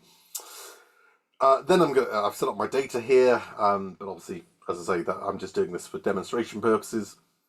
So what I need to do is I need to create a figure object and an axes object, and add the axes object as a subplot of the figure object. And if that sounds complex, don't worry, because basically it's this line of code. So what we're doing here is we're creating a figure object. I've called it figure 1. I can call it anything I like. An axes object, again, because I've just got one convention that says you tend to name that AX, but you can call it whatever you like. Equals, so into those, these will store our objects, and so we use this silent operator, and we call subplots from matplotlib.pyplot, which we're just calling PLT now. So the figure name, comma, AX equals PLT.subplots will essentially create a figure, a figure object containing this axes object, which will store your graph. Then we can basically start creating our graph. So I can set an x-axis label and a y-axis label. So let's imagine x represents time, and the y-axis represents number of patients. So I can just call on my axes object, which I've called AX, which represents this particular graph. I can just say AX dot set X label and pass in the name that I want for that, set Y label and pass in the name for the Y-axis, and then I just say ax.plot and tell it the data I want to plot, and that will create a line plot. So if I'm going to plot X against Y, so this is my data here, and then that generates the graph. So I mean, if you didn't want it without labels, you can ignore that middle bit, although generally you want labels. And then I can show the figure. So I can just say, I can call the show method on the figure object. Okay, so you're creating on the axes object, you're kind of creating the details of the graph, and then I'm going to choose to show the figure object, which contains the axes object, which is the graph. So I just say figure1.show. And that will display this. And if you don't believe me, let me switch out. I've got this already lined up here. So that's exactly the same code. Let me run that for you. This isn't getting in the way, so let's move that there. Just give it a second, and there we go. That's a graph. Literally that easy. I mean, this was just put into to create some data, but you probably already got the data. So basically, this and this where I plot it, and this where I show it, are the three lines that go to generate that graph.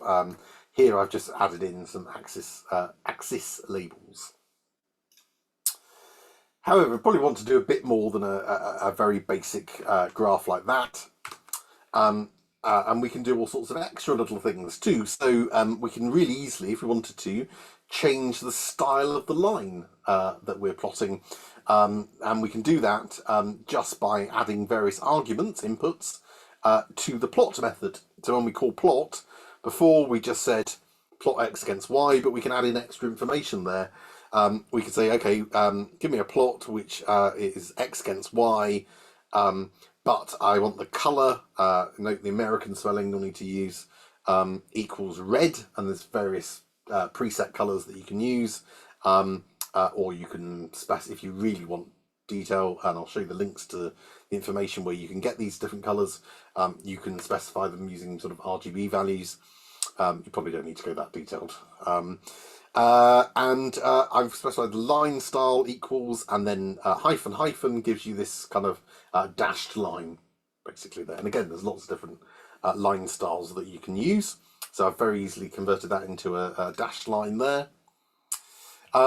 Now, that sort of thing where you're changing the style of a line comes into its own really where you're plotting more than one plot within your graph, more than one line in your line graph, for example. And it's really easy if you want to plot more than one line in your graph. You simply call the plot method again. So here I've got some data. I've got time here, which will be on my x-axis as I had before. But then I've got a list representing the number of patients and a list representing the number of doctors within a clinic at any time. I've set up everything exactly as I had before, but this time I've got two calls on the plot method. In the first one, I'm going to plot time against patients. I want that to be coloured blue and just a solid line style. If you don't put anything for line style, it'll default to solid. But if you're using multiple plots, it's sometimes good practice to explicitly specify that, because it makes it also easier to change that as well if you wanted to change that. And I'm also then going to call a second plot on plotting time against doctors, and I want that one to be coloured red. And I'm going to use this dotted line, which you use a colon to notate that. And you can see then by doing that, I've now got a graph with two lines on it. One with a blue line, which indicates patients, and one with a red dotted line that represents doctors. But of course, if you're going to do that, you probably want to put in some sort of legend so that people know which line represents which. And the good news is it's really easy to add a legend as well. We just basically specify that we want one, and also make sure that we add a label to each of the lines that we're plotting.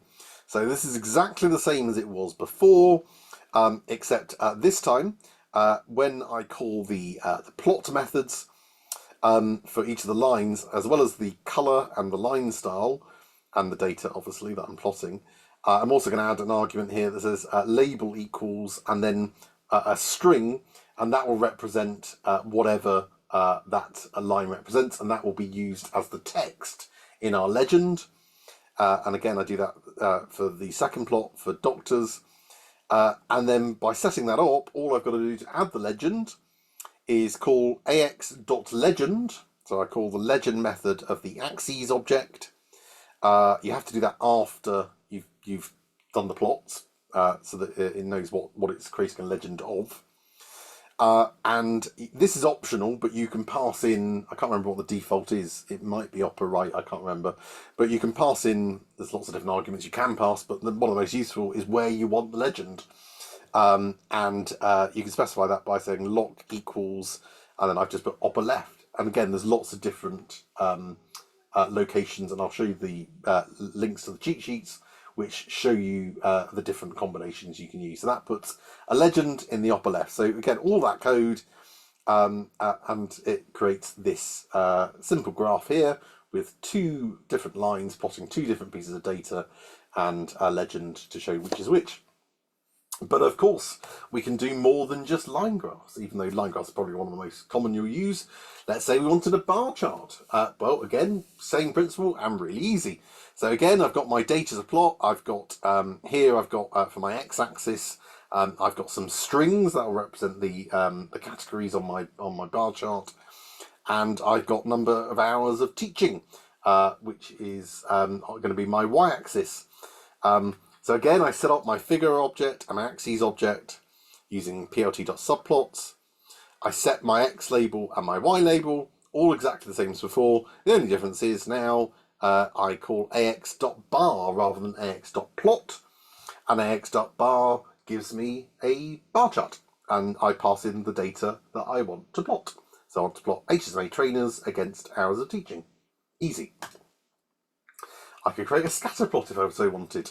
Again, same principle, import the library, here's my data, set up my figure and axes objects, set my x and y axis labels, and rather than ax.plot, I'll call ax.scatter, and I pass in plot A against B, and that's a scatter plot of this data against this data. Easy. Same principle all the time. And there's lots and lots of different types of plots that you can do. And again, I'll show you the link in a moment where you can see some of that stuff. Now, it's really easy to save figures as well, which is probably something you're going to want to do so that you can refer to them later, particularly if you're doing generating outputs from models or some sort of analysis. And you can do that easy. You just call the savefig method of your figure object. You do that after you've finished plotting and showing the figure. Well, you could do it before you show the figure, but generally speaking, you'd show the figure and then save it. And of course, you don't have to show the figure. Depends what you're doing, but you might just want to save it. But you just call the savefig and then pass into that the name of the file name you want to save it as, and it'll save it as a nice little PDF. And as I say, there's lots and lots of more examples where you can check out. So on MatPlotLib's website, if you click this link, there's lots and lots of different examples. You can see a glimpse of some of them here to show you some really fancy ways in which you can get some really nice looking and interesting looking graphs, even from sort of simple bar charts and stuff, hat graphs and all sorts of anything you can think of basically is in there.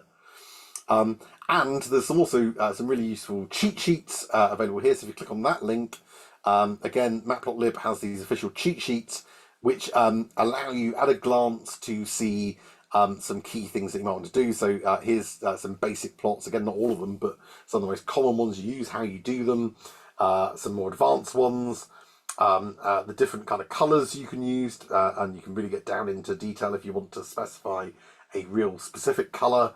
How you do colour maps, how you put ticks on your lines, and all sorts of stuff. Animations, it's got it all in this. There's lots of really, really fancy stuff that you can do. So what I want you to do now, I knew that wouldn't take very long to get through, so 20 minutes there. So in this exercise, you're going to go back into your groups. Actually, before I do that, any questions? Sorry, Sammy, I'm just assuming that was all okay. Yep, so generally just some good discussions. We had one question about whether the graphs are customizable to Edward Tufte's principles, and I think we've just said that basically MatPlotLib is extremely customizable when you start getting down to, everything from showing and hiding axes, changing all your colors. You can basically, if you can see it, you can probably change it. So there's also some nice default themes that you can apply, which I've posted a link to in the chat. Oh, excellent. Just one thing that also came up is just make sure that you're watching out for your spelling of color throughout, because unfortunately, unlike tidyverse and ggplot, where the correct spelling of color works, then it doesn't here. So you will have to use color. That might trip you up. The other things, yeah, just people sharing good resources for things like the line types and line styles, as you've shared with the cheat sheets. And the only thing I want to bring up as well is if you take a look at the book the Python book that accompanies this module, that I do talk a little bit about a couple of other plotting libraries. We won't be covering those today, but there's a very brief introduction to Seaborn, which is very popular. And I noticed a few people in the chats have mentioned that they really like Seaborn as well. Plotly is a great interactive plotting library and has also quite a few. There's a Plotly Express library that makes it easy to create some of the more standard plot types. And Plot9, for anyone coming from R, you might find you really like Plot9 because it basically replicates ggplot almost exactly. So that's definitely one to watch out for if you are an R user. Excellent, thank you. No, thank you, Simon. That's really useful. Yeah, I mean, there's a whole world to explore in this, I think, really, and I think once you, as I say, we've just covered the very basics of Matplotlib, which is one of the most commonly used ones, but there's so much more, both in terms of Matplotlib and other packages that you can use, and really there's a huge amount if you want to get down into some of the visualization stuff that you can do with this. So yeah, and also yeah, good point about the spelling. Yeah, you do have to be careful that. Just to forewarn you, when we get on to machine learning and natural language processing, for example, you have to do something known as text vectorization, which we'll talk about in Module 5. That is spelt with a Z. Unfortunately, you have to keep remembering to do that. So you do have to use the American spellings on these things. Okay, so what we're going to do, we're going to go break you into your groups now, and what I want you to do is to have a go at these tasks. So first of all, I want you to generate, so I've basically given you, once again, it's the same data that you had, it was last week, wasn't it, the Titanic data. You've been supplied with that again. It's exactly the same CSV you had before. That's the passenger data from the Titanic about whether they survived or died. I want you to generate a scatter plot of age versus fare paid for passengers in the Titanic data. I'd recommend that you read the data in as a pandas data frame. Well, it's up to you. I then want you to generate a histogram of ages for passengers in the Titanic data with 50 bins. Now, I haven't shown you how to do a histogram, so you're going to have to go and look that up. And you can have a look at the matplotlib information, which I've linked you to find out how to generate a histogram. If you look in the example section, it'll show you how to do plain histograms. Now, the example will give you, as many of the examples do, it'll generate basically a plot based on some random samples from a normal distribution, and it also has two plots in one figure. Now, you don't need either of those things, so you're going to need to, this is good practice, to extract the bits you need from that code and ignore the bits you don't. And then for the third bit of the task, you've been supplied with a file named medsusedperday.csv, which basically contains the results from a simulation model. It's actually a real-world output from a simulation model. And basically it lists the total number of medications used across a palliative nursing team per day for 28 days for 3 runs of the model. So let me just bring that up so you can see what it looks like. Where is it? It's in here. There we go. So I opened that up in. So I've got Rainbow. By the way, instantly, you may have seen, some of you I think have installed it. You do get recommended a little extension called Rainbow CSV in VS Code.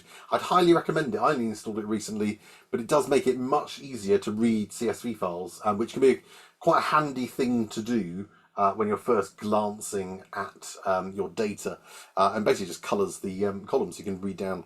But basically 3 runs of the simulation. and for 28 days worth of simulated time, the number of medicines that were in use at any one time.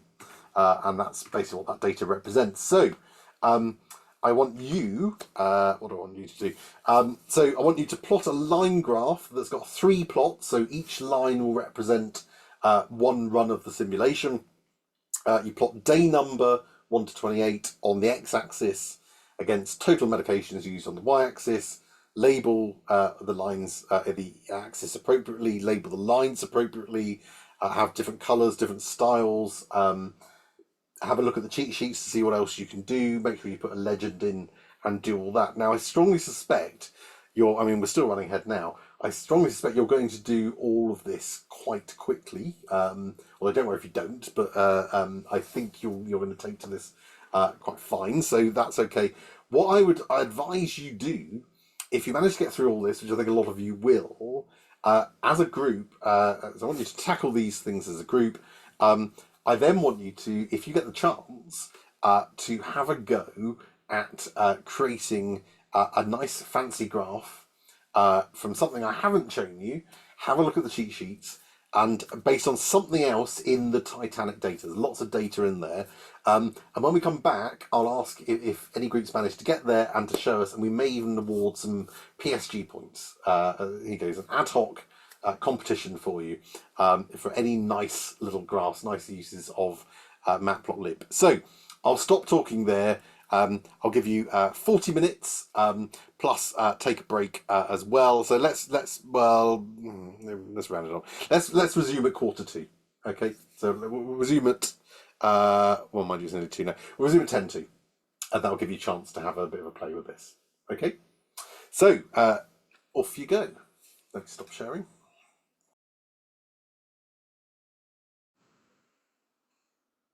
Hi everyone, welcome back. So sorry, I was just I gave it an extra couple minutes because I was sat in with TIA and they were very close to producing something, so I just wanted to give them. I don't know whether it happened, but they were. I think they'd managed to resolve. Or they found out why they were getting an error.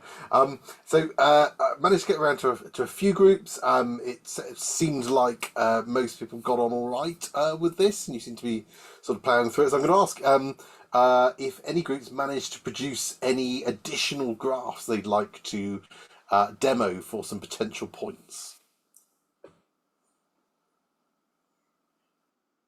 Oh, yeah, Sid, you've got. Do you want to tell us which group you're from and Yeah. show us what you've done? Okay, so I'm from group ARM, and let me share my screen, sorry. Yeah. And I tried plotting a correlation matrix. Oh.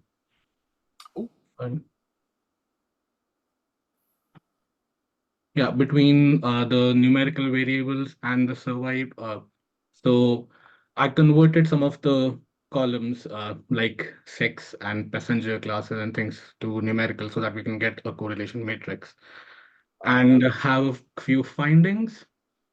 So there's a strong tendency for females coded as 1 to survive compared to males. The correlation was minus 0.34.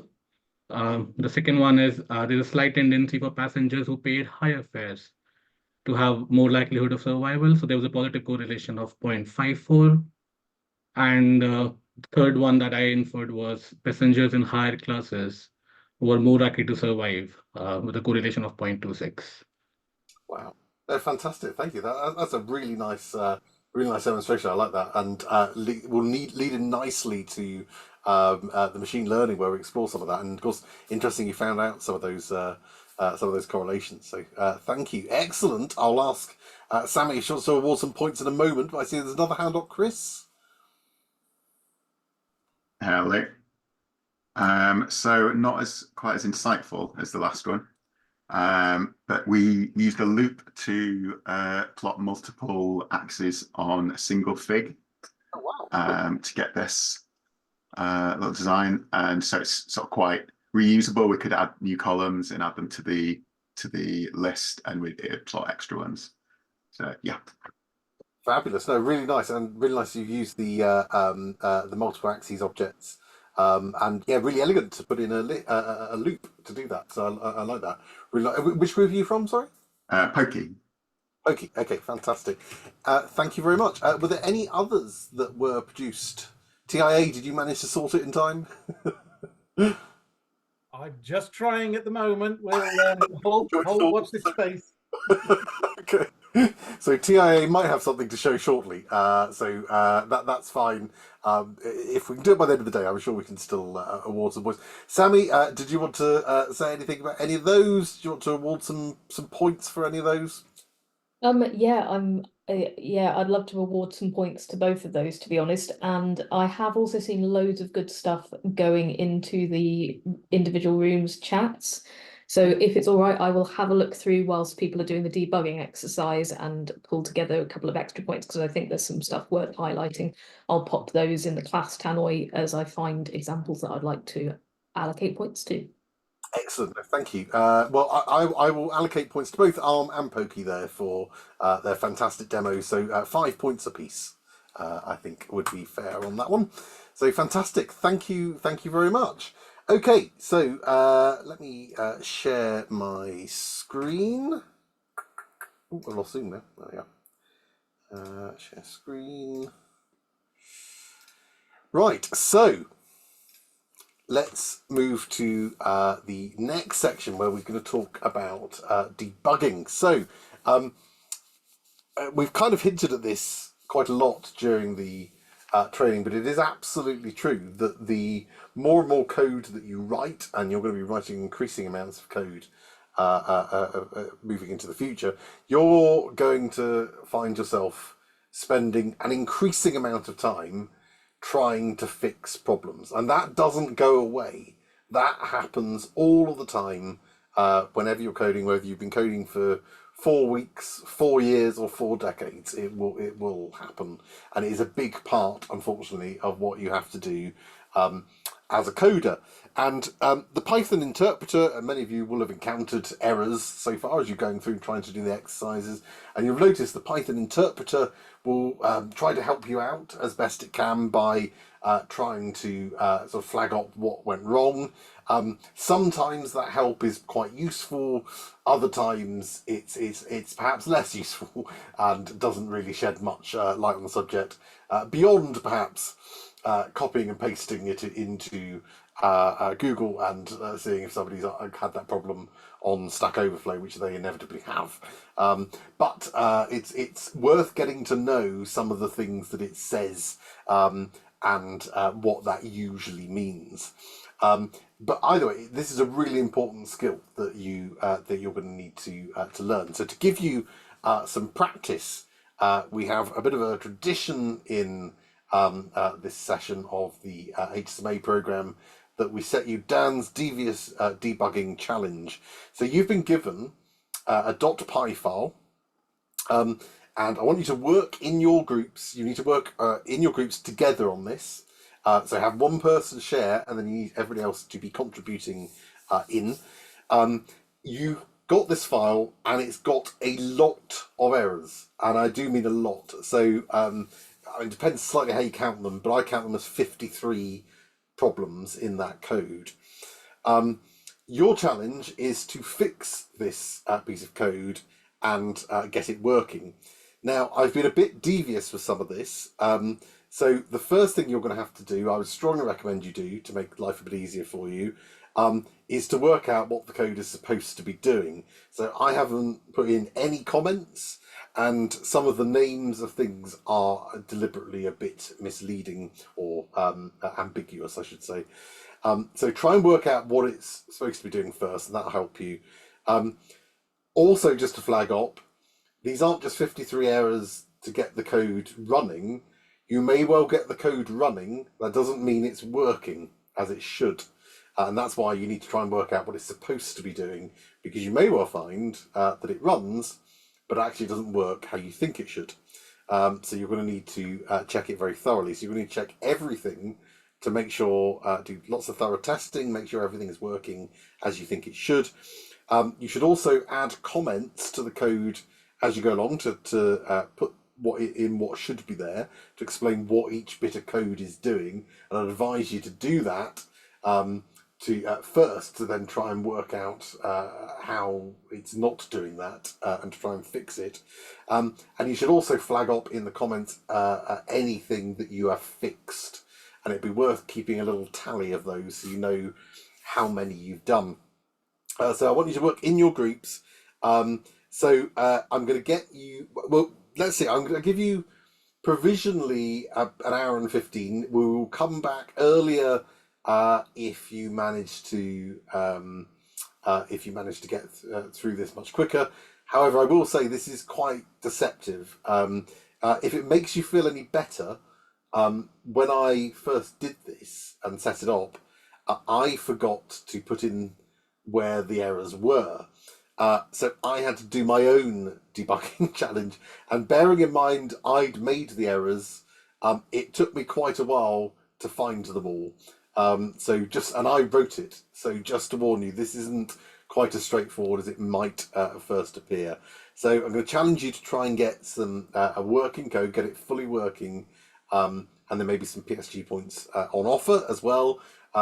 And I may ask a group to share what they did or didn't do, and see if other people can help to identify anything they might have missed. So I'm going to split into your groups now. Provisionally, we'll say 4:15 to come back, but that may adjust. So I'll send out a voice of Dan and put it on the class tannoy as well if that changes. But good luck. Have a go at the debugging challenge and see how you fare. Right. Hi everyone, welcome back. It seems to have eased off now, but we're nearly at the end of the day. But I was saying to Sammy, obviously we're caught in the middle of some thunderstorms down here. It's been absolutely fine here, but it's getting very loud out there. So if I were to disappear, that'll be why. So my friend of mine lives 20 minutes away and described the scene as apocalyptic there. So I don't know what's about to head my way. So, just to forewarn. So I managed to get around quite a few of the rooms. It's looked like you were all doing really well, and were picking up things, which was really good. Did anyone have any questions about anything they were confused by with anything in there? Yeah, just one of them. There's a thing where you return an error. What were you intending to do there? Because we couldn't quite read your mind. That's a good point. What was I intending to do? I know the bit you're talking about. Let me have a look at the solution. I will post this up. It's supposed to return the string error. I don't know though if I ever use that after that point. I'm not sure I do. So I wouldn't worry too much about that. Was a bit ambiguous, to be honest. Anything else that people didn't quite understand in there? Dan, the final conditions towards the end, line 99 to 113, where you check for whether the input numbers are basically more than one, and if not, and consequently you push you try to call different functions, different methods. Yeah. We couldn't quite understand if that's where that needs to be, or if it needs to be in a separate method somewhere, or in our instance of the class. No. So it's supposed to be there. There are some errors in it, but no, it is supposed to be there. And I think one thing it's probably worth saying is that even if you fix all this, the fixed code isn't exactly elegant, and it probably isn't how I would code it. But in fact, it's dreadful in places. But it's so yeah. I mean, there would be better ways of programming a calculator, especially using. I mean, it doesn't really use any of the features of object-oriented programming very well, other than it's just got a load of methods bugged into a calculator, which isn't a particularly great thing to do. It doesn't really make much use beyond that. So there are more efficient. In fact, one task you might want to. I see some of the groups were already who managed to finish early, managed to start exploring how can we make this more efficient code, which is actually a really good little task to take on. So yeah, it is supposed to be there, but it's probably not the best way to do it. But it's basically just to you create an instance of this calculator and then it plays around with the methods. There was so I was gonna I don't know whether to do this or not. I think most of you got it, but I'm going to ask each group just so there's a potential bonus 2 points for each group. So if the person who has got the working code or the nearest you got to it from each group can be ready to share their screen, I'm going to ask you to perform a calculation and you'll get 2 points if it's correct. Okay, so we'll go through the groups in order. So we'll start with Agnes. Do you want to just share your screen and run the code? Obviously, if you haven't got the code running, then tell us, and this won't go any further. Hi, Dan. We did not manage to fix the code. Okay, no worries. Yeah, no, that's fine. Thank you. Okay, so Antic. Hi, that's me. Right, sorry. I'm not very adept at the old screen No, sharing. that's fine.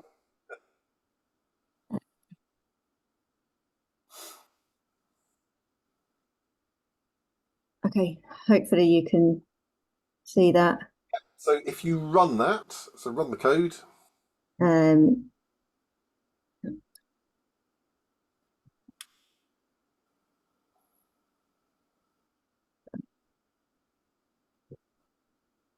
It closed my little window.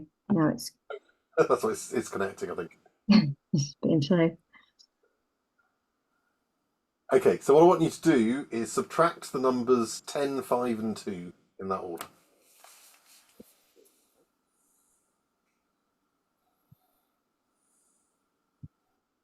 Obviously, the answer should be 3.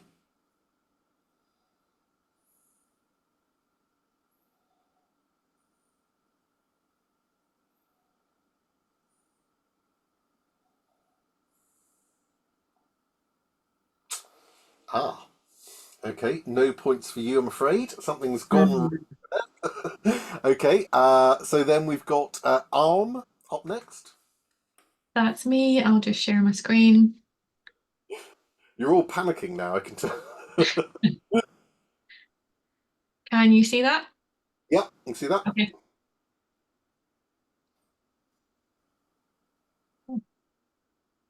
So what numbers would you like me to? We'll do the same numbers, so it's 10, 5, and 3. Subtract each one from each.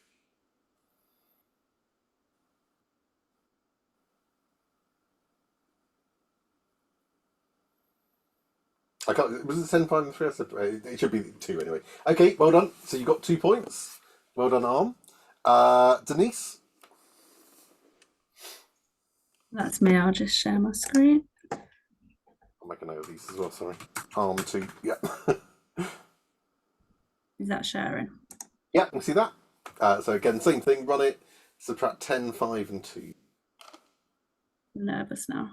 Sorry, 10, 5, and 3. I keep changing what the numbers are. 10, 5, and 5 and 3. Yeah, I don't get any points. I can't even remember my own instructions. So.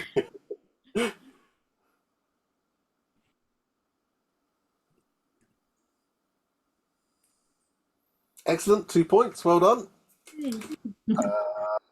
Next up, we've got Motorola. That's me. I'll just show on my screen quickly. Same numbers again. Same numbers again, please. Yeah. 10, 5, and 3.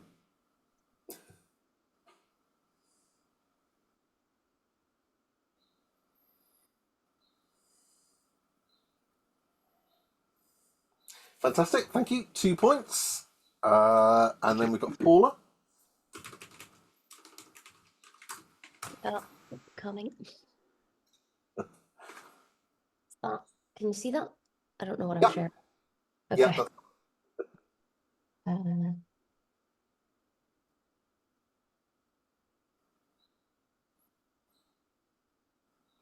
10.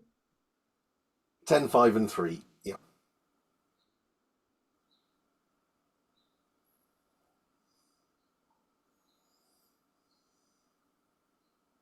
Well done. 2 points. I'm impressed. Most of you got this. 2 points to Paula, and then we've got Pokey. That's me. You able to see my screen? Yeah.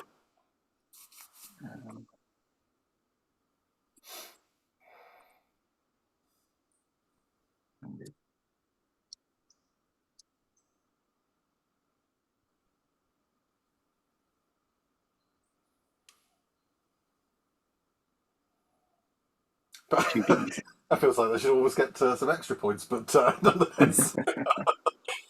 2 points, fantastic, thank you. And then we've got, so that was Pokey, and then Sid.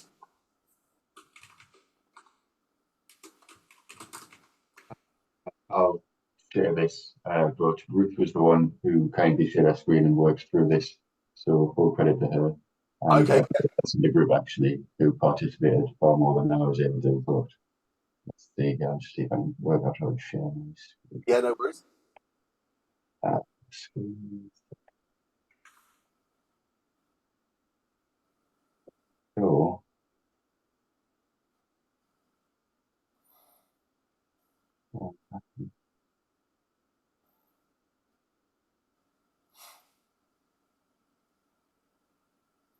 can everybody see a screen that I'm sharing? We can see your desktop, yeah, but not code. For some reason, I'm clicking on VS Code and it's gone. Oh, it might have. You might be sharing the wrong screen. That happens sometimes. There you go. Hold on. I don't know if anybody else in the group can manage to share and get it. My VS Code seems to have entirely disappeared. I don't know why.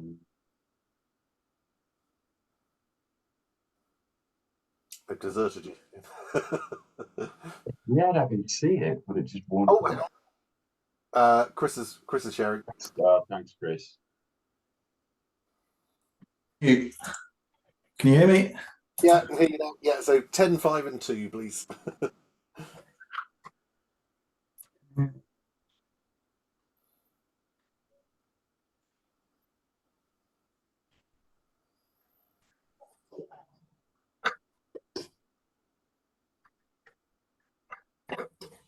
Oh dear. Oh no, sorry. No, that's you gave me the wrong number, so that is right. Yeah. Yeah, sorry. 2 points. God, good job. But I don't. Yeah, well done.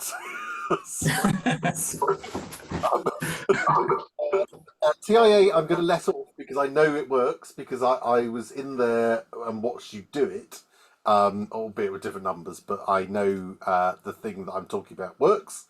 So you get 2 points automatically. In fact, it was watching that inspired me to do this.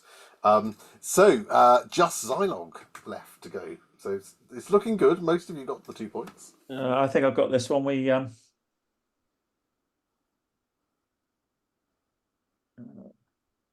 played pass the parcel with this a bit.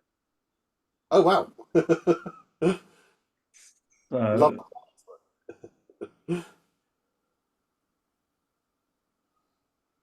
10.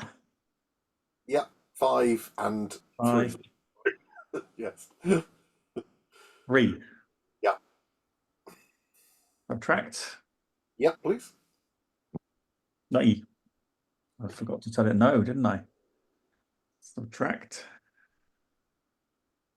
Your answer is 2, and it's now turned on. You're saving energy. Fantastic. Okay, so well done. 2 points to you as well. I see there's a request for an extra point for. Go on, you can have 1 point for inspiring it. I think that's 1 extra point for inspiring it. I think that's fair. Okay, so well done. Most of you got this. The reason I got you to do this was because there was a pretty sneaky little bug in the subtract method that if you weren't careful, you would be able to run the code and you would not know, unless you tested it, you would not know that the subtract thing wasn't working properly. And it was all down to a silly little typo where it said equals minus instead of minus equals. Very, very easy to overlook. And I deliberately put that kind of error in because that's exactly the kind of thing that you'll spend 3 hours staring at your screen wondering what on earth, why on earth your code isn't working. And a lot of the time it will be something like that. So well done on your or most of the groups managed to pick that up. I presume you picked that up because it's working. So well done, excellent work. Really well. This was not an easy task. So really well done to pick up in somebody else's code that is not commented. You're not entirely clear how it's supposed to work. So not an easy challenge like this. Sammy, I was just going to hand over to you just for the final bit, just to I believe you got some PSG points you want to award. I thought it might be quite nice just to sort of flag up some extra points. There's quite a bounty of points being awarded today. Yes, there are indeed quite a lot. So I've got to go back through and check which groups some of these apply to still. So I'm going to be referring to a few people by name. But I wanted to give 3 points to Zosia's group because there was a really great answer to a question in that group. 3 points to Sid, particularly Ruth, because there was a really lovely explanation about when to use self and when not to. Again, 3 points to Motorola because there were some really good discussions about the use of self in that group. And 3 points to Agnes, particularly Beth, for a really nice explanation of code. So some of these are a bit random because it's just entirely dependent on when I've turned up in your rooms and seen a particularly nice explanation. But hopefully, as we go around the rooms over the weeks, this will start to, I'll be in lots of different rooms at different times. But some of those just really stood out. I wanted to give 2 points to Zilog because they've found a really nice VS Code ability to do some live sharing. So I'm going to have a bit more of a look into that because it seems like a really great way to have multiple people working on code at once. Wanted to give a couple of points to Amaya and you as well for being really helpful in the chat and helping me keep on top of all the questions that were coming up there during the inheritance section. For the graph section, we've got ARM and Pokey. I think Dan had already given those points out, and TIA for your graphs, but also I was going to give 5 points to Zilog for some really nice overlaid histograms, 3 points to Agnes for creativity with hex bins I've written down here, 3 points to Antic for some age and fair work, and 5 points to Paula because you had a lovely range of graphs as well. So I will get all of those updated. Excellent, thank you. No, I mean I have no idea what that's going to do to the leaderboard. I think that's going to shuffle things up quite a lot. So lots of points, and of course the ones I've noted down. So Arm, Denise, Motorola, Paula, Pokey, Sid, and TIA. You'll all get 2 points, and TIA you'll get 3 points for that one because you managed to convince me to have an extra point on top for inspiring it. So well done. Yeah, we'll get the leaderboard updated. There are going to be some significant points opportunities coming up as we go through the course, far more significant than even you've had at the moment. So lots and lots that could change in the weeks to come. So that's it. I think we'll stop there. Well done, first of all, on completing Module 1 of the programme. I hope you've enjoyed this first module. It's probably the most intense module. You go from Let's Play Pictionary to Let's do Object-Oriented Programming within 6 weeks. So, it's pretty intense. But I think you've all done really well to come as far as you have. Most of you have never coded before. Certainly most of you have never done Python before, at the very least. And so, you know, a massive well done for how far you've come in such a short space of time. But this is just the beginning of your journeys. And from next week, we're going to be starting to look at what you can do with these new coding skills. And we're starting off next week with a discrete event simulation and looking at the use of a package called SymPy. This is usually one of the most popular approaches for HSMA projects, and hopefully you'll see why when we cover it next week. And we'll introduce you to some Python concepts you haven't seen yet, including some unusual ones. I will say right off the bat, SymPy is a bit weird. It's weird in the sense that it does some odd things and is written in a kind of weird kind of way. But the beauty of it is that it's highly structured. So once you get used to that weirdness, it's actually really easy to put the models together because it's that same weirdness replicated everywhere. So once you get your head around it, I think you'll come to enjoy SymPy quite a lot. So that's all to come next week. Don't forget Sammy's revision session tomorrow. Please fill in that survey if you haven't, regardless of whether you're coming along to that or not. If you do come along to the revision session tomorrow, please make sure you do ask Sammy questions. Don't feel as though there are any stupid questions or anything like that. It's designed to support you, so please make use of it. And if you haven't already done so, please do check out Sammy's excellent materials, the online reference books as well. Anyway, we will stop there, and I look forward to seeing you all in a week's time. I'll send out instructions for next week's session tomorrow. Just to forewarn you, you will need, for the first time after the session 1D, you're going to need to use an environment next week. I will send out the instructions for that. If you successfully completed setting up the DES environment in session 1D, you're good to go. You've already done it. But if you haven't, or something went wrong, we'll send out the instructions again for that.